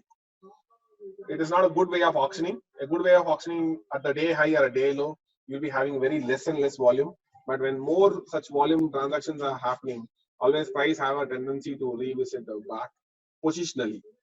Right? So 890 levels is one big levels. So similar levels, if you look into Nifty also, yesterday's high was somewhere around some 900 plus levels. Price was consolidating for a long period, but when it's hitting the day high, you can see this happening. 1,607 lots got traded, and immediately it started coming down. And straight away, what it had done is that it comes and hits the VWAP levels. The VWAP level was around, yeah, not pretty close, but they came pretty close to that VWAP level, and then they started bouncing back. Right, so almost they came 2 ticks down, very close to that VWAP levels. They started bouncing back, but what it is saying is that this level, the series will again come back 10,828. So there is nothing need to be really bearish about market, even though there are a lot of negative factors coming in. You can you'll find that this level in the markets, it comes again and again and again.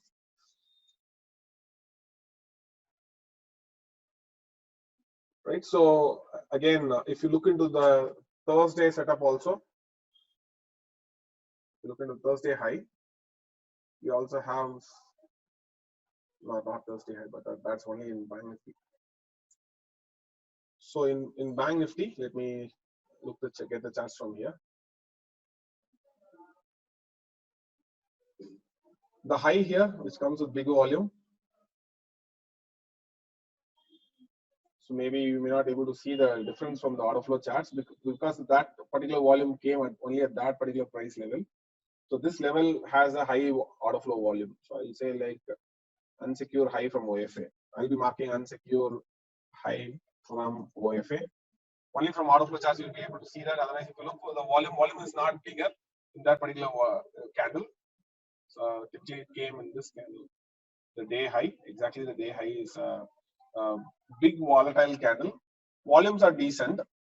Volumes are decent over here. But if you look closely inside the candle, only if you look closely inside the candle, you will be finding that this particular level, some 1,600 quantity of volume happened at that particular level, exactly at that particular level. One transaction happened, a big transaction happens over there. And again, the price slided down. Price slided down. Now, positionally, they will retrace back. I don't know when, but even they might drop a little bit further. Again, they will catch it up. But always, you can find it that you can always find to come and clear those levels. It is one form of an unfinished levels where price will come again back to clear such bigger, whichever the day price is hitting the day high with such kind of bigger volume, or price is hitting with big low volumes. We call it as a bad high or a bad low. Temporarily, it is bearish. We don't know how long it is. It can be intraday bearish or it can be positionally bearish, but eventually they will retrace back. As a scalper, your job is to, once you're seeing that information, the price is hitting new high, the immediate thing what you have to do is that initiate shots and then book your profits at VWAP levels. And also, as a positional trader, you need to look for a substantial edge in the markets, and then one can think about trading. That requires some sort of a market profile skill. And without market profile skill, one will not be able to say where price could travel if you want to take a positional information. But yes, with to time it, you can use order flow. But to get the context right, when this 27,100 could happen, possibly via market profile, you'll be able to explain what are the places I can go and test for 27,100 levels. With a very tight risk management, you can use order flow to check whether there is a possibility of a responsive drive to initiative drive. Then one can think of initiating the trades towards 27,100 levels. But there are other levels which still it is pending. A very long time back in Bank Nifty. So one of the levels over here, this particular level, the day high over here, is also an unfinished business, which we are carry forwarding this information for now closely now for almost 8 trading days. 8 trading days has been passed by, and we say like this is also one form of an unsecure high from order flow, right? So I guess that could be the destination trade for the series. So all these two levels, these two high here is also a big volume high. If you look from an order flow perspective, if you go to February 12 and check the charts, you'll be finding that. So we keep a track record of all those information there, where a big volume happened, and then because I'm not only a scalper alone. Most of my trades are positional trades, and we use order flow to measure such kind of an unsecure high from order flow levels. And we used to keep a track record of all those unsecure highs wherever such big volume happens. So this volume, these are the two volumes still market is yet to clear it. right? So what I can do is that you can have a sheet saying that these two levels have to be watched positionally. Well, this is the morning preparation you have to do to remember that there is such levels always there where price could travel positionally. You don't know when, but yes, we've been already spent significant time in dropping down in February. From there was an immediate sell-off. The sell-off was quite huge so far. Almost the price went down approximately some 600 points down there, but eventually they are trying to catch up. But still, it's not done. Again, they are trying to catch up. It formed one more unsecured high from the order flow. They went down. Maybe this time they might try to get this by this next week. I believe like 27,150 and 27,400 is one level to watch out because of those trapped buyers. Maybe I can, instead of saying like unsecured high, we can also say like an trapped buyers or a seller. We don't know it doesn't matter whether they are a trapped buyer or a trapped seller. Trapped buyer or a trapped seller, it doesn't matter. But what does it matter really here is that it is where some sort of an iceberg order. So we call that as an iceberg order. All of a sudden, an iceberg order. Market is finding the iceberg order over there, and the price started dropping down from there. It's kind of a ceiling effect what the players are created, and then from there onwards, there was an either the initiative drive becomes an initiative drive down. Again, one more initiative drive becomes initiative drive down, or possibly an responsive activity becomes initiative drive activity, where those are the zones have the higher odds of revisiting back. Right. Anyways, we'll be having a Monday live session. We'll be talking about those things. We'll be carry forwarding this information on Monday, and let's see what is more likely to happen over there. Why you are mentioning both the trapped buyer and trapped seller? It can be either. It can be trapped buyer or trapped seller. It doesn't matter to us. Ideally, what you should see is a big volume should be coming at the day high, and then price started dropping down towards VWAP. And in fact, positionally also price drops. So I call that as a trap buyer or a trap seller because it's one way of iceberg orders got initiated over there. It used to happen at a random places, a random day high or a day low levels.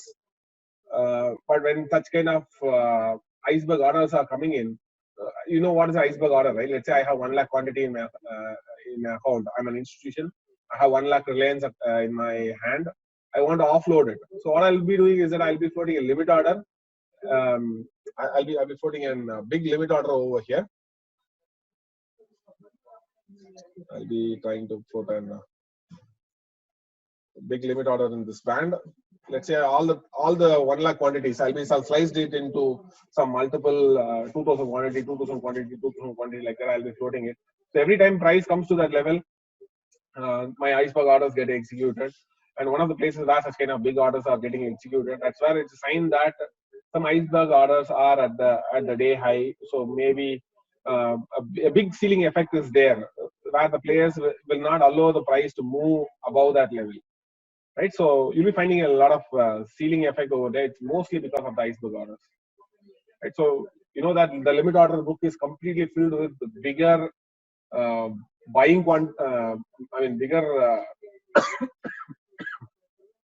bigger selling quantity at the top. That means buyer has to take a lot of effort to. Means if at all the buyer has to break, they have to do a lot of activity over here, and then they have to break it. In that case, it is possible, right? Even if there is any iceberg order has been floated. But if the iceberg order is there and the price started dropping down, it is a sign that iceberg orders are there in the market. So typically, it's a kind of a temporary resistance, but primarily people will. I mean, it's one way of a failed auction. You would say that the auction behavior says that it's a kind of a failed auction. Tomorrow I'll talk about that. I'll explain why that is considered as an unsecured high. Why from the market profile perspective, why the price has to go and revisit back. Right? And we'll talk about that in tomorrow morning session. So price usually have the tendency to revisit back.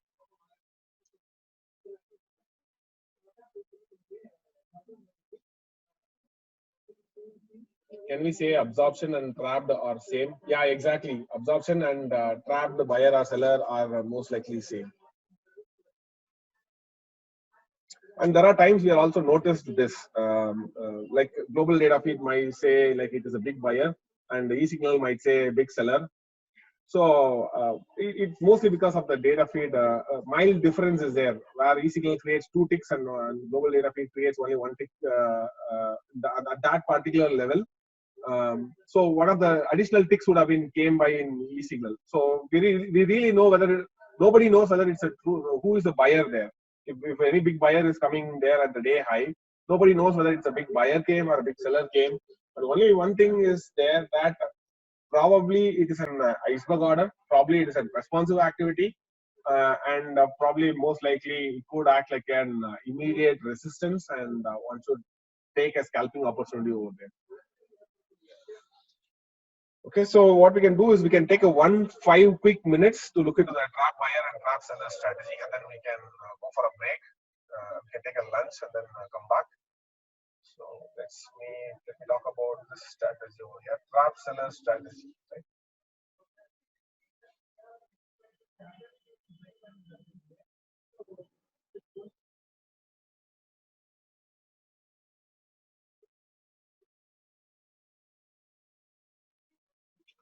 So this is one of the examples where you can see that this is also one of the form of a failed breakout strategy also, where you can see multiple lows are there in this case.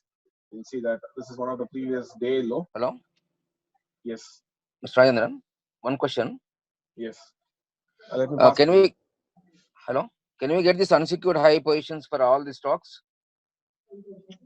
Unsecured high, yeah, you need to observe during live market hours. Can we get data from back data also for all the stocks? That's what I said. You need to have a historical backfill. So global data feeds and true data, they provide 2 to 3 days of historical backfill, and e-signal provides up to 15 days. So if you want to do it in an e-signal, is quite costlier. So global data feeds and true data comes at a lower cost. In that case, you need to have a data feed subscription for more than 30 days. In that case, you need to get all those informations. Right. Thank you. So you need to have a track record of such kind of volumes which is happening over there. So now you see that this is one of the fake breakout strategy also. It's one of at times 2 strategies will combine in one chart. So this is one of the way where you can say like it's a kind of a failed breakout strategy also.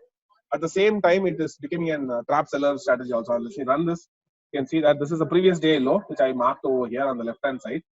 And let me run this over here. Or you can see price is one time framing, it's keep dripping down and down and down.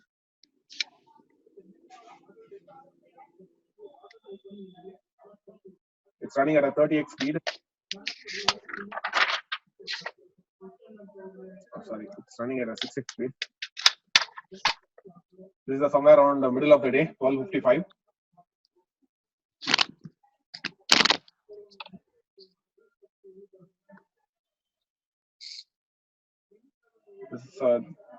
This video has been taken during February series,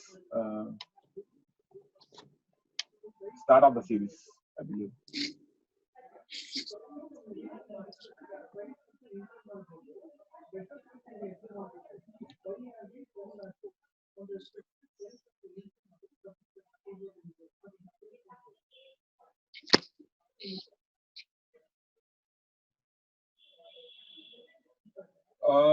I basically measure all those unsecured high, unsecured low in a.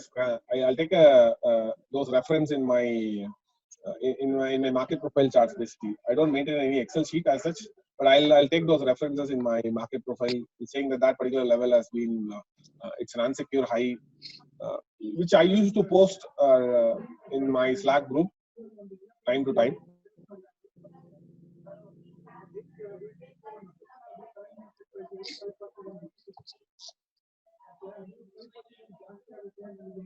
So price is nearing the day low. A lot of initiative activity is happening. Price is pushing down. Almost now 4 points. Yeah. So that's what you see now. Let me stop over here. Stop over here. Okay. So what you see now is you would have been seeing many things over here. One is price broken the day low. See that price is breaking the day low. Price is breaking the day low. Right. When the price is breaking the day low, you can also see that many zeros are coming in. What do you think? What does it mean? A lot of zeros are coming over there. That means those are the zones. Price is not having any liquidity at all. There is no real buying activity is not happening over there because there is no sell orders standing over there in the order book, right? So, so the next sell-off, when the sell-off is happening, the next sell-off was happening over here. That means in between there are no liquidity at all. There's absolutely zero liquidity over there. Maybe at that instant there is no liquidity. That is why price is dropping really faster over there. So at the same time, how many lots got traded? Total 2041 lots got traded. It hits the day low and it becomes like a big sell order. Like it looks like a big sell order. Of course, this is from the ECL data, right? It was looking like a big sell order. And when the candle ends, probably the next candle started. So that is one sign that it could be a breakout. It could be a breakout, failure of the breakout. Possibly, if you look into the volume would have been heavy, right? That is why most of the people get mesmerized. But if you look closely, that is a significant intraday opportunity to look for the longs towards a quick long, probably a quick long towards 10,860 levels. So that means with a stop loss of what? With a stop loss of around just 1 point below 10,830 levels. It's hardly 9 point stop for a move towards 30-40 points, right? So sorry, I would say that 22 points, 23 points, kind of on more than 1:2 risk reward ratio. That risk reward ratio usually changes, depends upon how volatile the market is. More the volatile the market is, more the risk reward ratio is going to be. At times the market will be dull, bored, and slow trades will be happening. All of a sudden the market crashes like this, you'll be finding very less opportunity. But if the market is falling with very big volatility, this volume candle, this high volatile candle is really big. Depends upon that, the risk reward ratio differs. So the risk reward ratio, it basically depends upon how fast the market is falling, right? So here, let me rerun the video over here again. This kind of opportunity, it happens again and again. Many times it breaks a day low or a 2-day low, and then it forms such kind of information. Immediately, price tend to rise back. So market, it's a fresh day low. It's also broken the previous day low. Probably many people would have been kept days low as a stop. So it's one form of stop hunting. Stop hunting also happens. So many things are happening over here, right? Many things are happening over here, and then you can see the next bar is kind of an typically an inside bar. So day low is your stop, and you can see the you can feel the absorption over here. You can see the absorption over here. Live markets, it's tough to go and trade over there, but that is where one have to be really active to take a trade over here. When you able to see these kind of subtle nuances.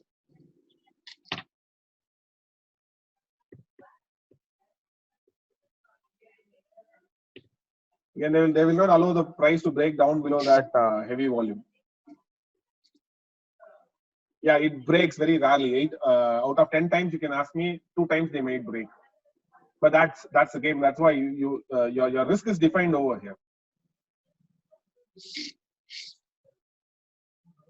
Now you see that this is one way where you can find it's an initiative drive to initiative drive kind of, right? So it was initiative. The absorption came in the form of an inside bar, and then finally there was an you can see the inside initiative drive again happening towards the VWAP levels, right? But again, you have to be very aware that low is whatever the low which has been formed is a weaker low.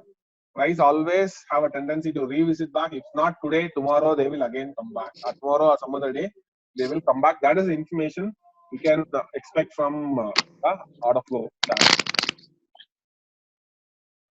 Because that's a trapped buyer or a trapped seller. Somebody will come to release them. Either somebody will come and release them, or from the auction profile perspective, the auction market perspective, auction market theory perspective. What I will say like that, it's not a good low. It's kind of a one form of an unfinished business or one form of a failed auction. The auction is not properly conducted over there. That is why the bigger volume comes at the day high or a day low. Usually at the day high or a day low, the volume will be relatively high, or pretty close to the day high or pretty close to the day low. Volume should be moderate. It should not be so big like 2,000 lots or 1,000 lots, even 600 lots or 700 lots. It should not hit at the day high. That we call it as an unsecured high or unsecured low. The other form is that we call it as a trap buyer or a trap seller. probably these kinds of opportunities, again, at times it comes with a combination of information. Now you can see that the stacked imbalanced form, it usually acts like a support band, means whenever the price comes and touches there, you'll be finding an absorption happening over there.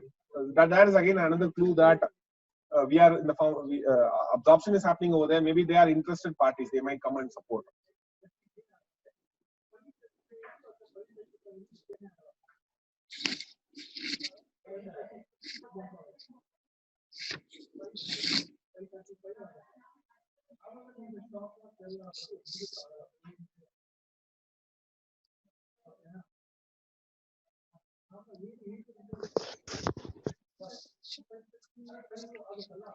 Rajendran, can you just summarize once again what are the primary criteria that trigger this strategy? So one of the primary criteria is that when the day low, previous day low is about to break, right? You can see the way it is breaking. Let's say how the way it is breaking. So these are the zones. It was falling with low volumes usually. When it is falling, the volumes are relatively low. Which if you observe, there are many days you would observe the candle is falling. It's falling hardly 500 lots, 700 lots. Every 5-minute candle, it's falling with some 500 lots, 700 lots every other time, right? But then now it started picking up volume, and it picks up the maximum volume at the day. It breaks the day low with the volume. When it is breaking with the maximum volume, what you will be seeing here is that you'll be finding a trapped buyer or a trapped seller at the day low. Like so, the day low, you will be finding this kind of activity over here. So the 2041 lots, you're able to see that it broken the previous day low with almost with 2041 lots. But they are sellers. It doesn't matter whether they are buyers or sellers. I don't know whether they are buyers or sellers, because that transaction, there is a buyer also, there is a seller also. Most likely it is most likely to be a seller, because price went down and all of a sudden there was a 2041 lots got transacted. So I would say that most likely some sort of an iceberg order is there. That is one of the primary reason why such kind of big order transaction is happening over there. And most likely it could be an sell limit order and a buy market order. Sorry, I just said the reverse. It could be mostly an sell market order and some sort of an buy limit orders. Also stop loss order, right? Stop loss sell orders. Yeah, stops also got triggered over there. Stops got triggered over here because the next available price was at this level. So the next available price was around this level. The 3 is the next level. In between, there are nobody kept a stop loss. Most of the people kept the stop loss below day low. So some people would have been, right? Many people have the tendency to keep a stop loss 2 point below day low or 3 point below day low. So they are most likely traders. The traders used to have stops over there, and many stops would have been happening in this band. So most of the stop loss are happening at day low plus 5, day close plus 7 points. Many people does that, especially the beginners. If they want to take the stop loss, they usually prefer using day high plus some filter, 1 point or 2. They use to keep a stop there. This limit order may be a fake one, maybe. If it is limit order, it may be fake also. No, all the orders are real executed orders. This 2041, this 2041 trades, what we have seen, it may be limit order, which is still just like that given. No. Whatever you are seeing is the executed market orders. Whatever you showed in the order flow, it's the executed market orders. So Okay.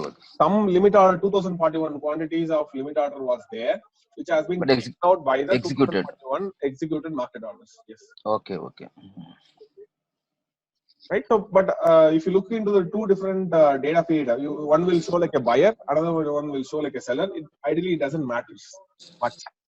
Right. So some people initially they might confuse. Oh my God, mine is showing like a buyer, yours is showing like a seller. They'll freak out, right? So they'll freak out and they'll go and ask everywhere, who is the smart money there? Is 2041 seller? Oh my God, I'm seeing 2041 seller. The chart is going to go down? No.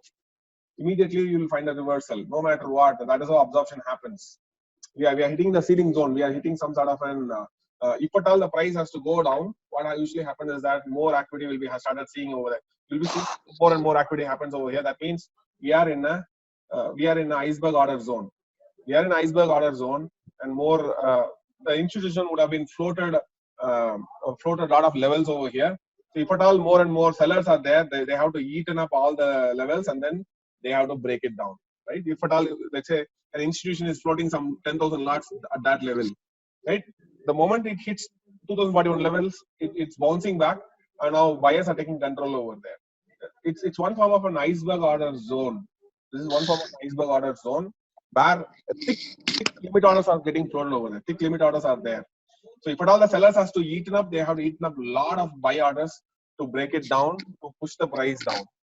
In that case, you will be finding a lot of divergences. You will be seeing a lot of activity happening here, and again comes up, again comes down, again comes up, again comes down. This activity will be happening for a long time, and then before any major breakdown happens, right? So they cannot be just like that. They cannot penetrate because it is mostly an iceberg order level. Just like that, they cannot penetrate down. You're getting what is really happening over here. Yeah. This is Yes.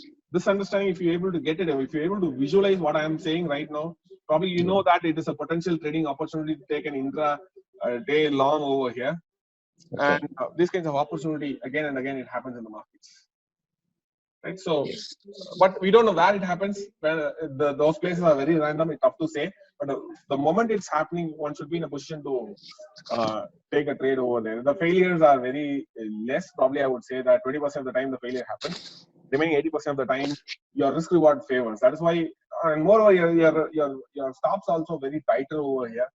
But one should have very sharp mindset to recognize this happening. Because many people will freak out over here. Instead of freaking out, you should be in a position to take a trade over there, right? Yes. Yeah. So the remaining is what we know. Remaining is most likely a reversal. At times it could be a potential trend reversal also. The entire day could be reversed at times, right? So those are the places where one have to be really cautious when you're seeing a big buyer or a big seller at the day low or a day high. It's a trading opportunity, right? So we can take a short break and again we'll assemble back by 2 o'clock. We'll start continuing with the remaining of the sessions. So far, Mr. Rajan, a small doubt. yeah. The 2041, can we say they are by retail by a stop loss or institutional buying has taken place? It is where institutional order had floated an iceberg order. Achha. It's an iceberg order zone. So that is why price hits the iceberg order zone, it converts into a huge quantity. Okay. That's why you are able to see a huge quantity over there. Okay. So maybe those levels are nothing but the big limit buy order. If you are seeing a big seller order at the day's low, they hit the iceberg order. That is why it is transforming into that is why it is transforming into big order price. 2042, just like that, in one shot one cannot punch. Yes. Someone had floated a lot of limit orders in that zones. Means who are they? Can we say they are the stop loss orders or? They cannot be retail. They cannot be retail. They are mostly institutions and they floated iceberg orders. So when we see such a type of transaction there, can we take a long position immediately? Immediate long by keeping the day low as a stop. Okay. And that is where your stop loss will be very tight, probably some 6 points or 7 points. And that stop loss depends upon that volatility of the candle, right? If the candle itself more volatile, your stop loss gets a little bit bigger, go to 12 points or 13 points. If it is not coming with a high volatility, then probably the stop loss could go as low as 4 points or 5 points, right? But always the target is towards VWAP. But in a best case, they can completely mean revert back. So maybe I'll show you a couple of examples again where it had done bigger, such kind of bigger games where it came. Right? I'll show you a couple of examples. Rajendran, one question here regard to VPAP. So whenever the price drops below the VPAP, there is a tendency to move the prices back to the VWAP levels, right? VWAP is more of an institutional tool. Probably I will discuss once we done with the I think we can get back by 2 o'clock. We'll talk again. Otherwise, many people don't want to hurry up. Right. So just one last question, Mr. Rajendra. The iceberg orders, the limit orders, these were by the institution, but the market orders could have been institution or it could have been retail. Anybody? see, it could be an exit order also. Who cares? Okay. It could be an exit order. See, once you are a buyer, next you are a seller. If you are a seller, next you are to be a buyer now. Okay. Right. So that way you will not able to say like it could be an accumulation also. It could be distribution also. Maybe the institution want to buy at that level. Every time the price is coming and hitting there, they want to buy. Or every time the price is coming and hitting there, they want to exit their positions also. So we really don't know. But some sort of iceberg order is there. So the behavior of the iceberg order is that it gives an immediate. Nobody is smart here. Ideally, if you look closer, nobody is smart here. The behavior is that only the iceberg orders are making the price to jump back, right? So somebody find an iceberg order and then players are trying to take control over there. Again, price moves up only to invite more sellers.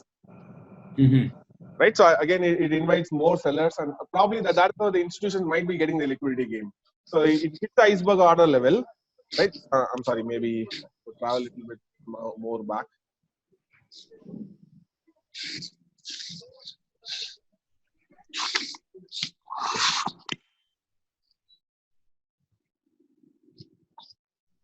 Assume that I kept an 1 lakh Reliance lot over here. Right? So I want the best price to exit my position. I want to exit my some best price. So I assume that this is my fair price to exit out my position. If I am going to push the sell order button in one shot, I'm not going to get the best price, right? If let's say I'm 1 lakh Reliance, if I'm going to push now, or let's say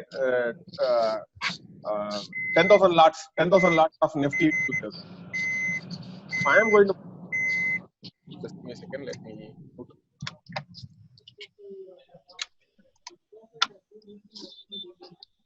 If there are 10,000 lots there as an institution, I want to offload all the 10,000 lots, or if I want to accumulate 10,000 lots, right? So if I'm going to push the price in one shot, I am not going to be the best beneficiary. My transaction cost is going to be huge.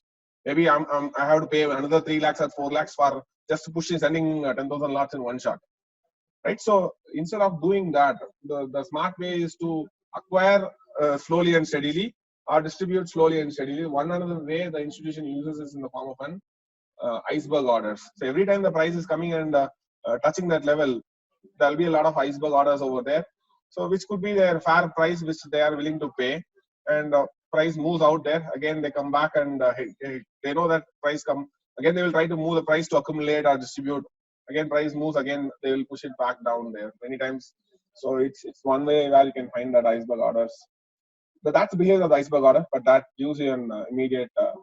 Every time the price rises back from there, it brings a lot of liquidity to maybe more to distribute more or to accumulate more to their positions. We really don't need to care whether it is an accumulation or distribution. The behavior is that always that you could be see a temporary bounce back from there, but eventually it is just temporary bounce back. Yeah, so we can stop the session here, and I believe we'll be catching up sharply by 2 o'clock. Right, so finish your lunch quick and get back. We have more interesting strategies to discuss. Thank you.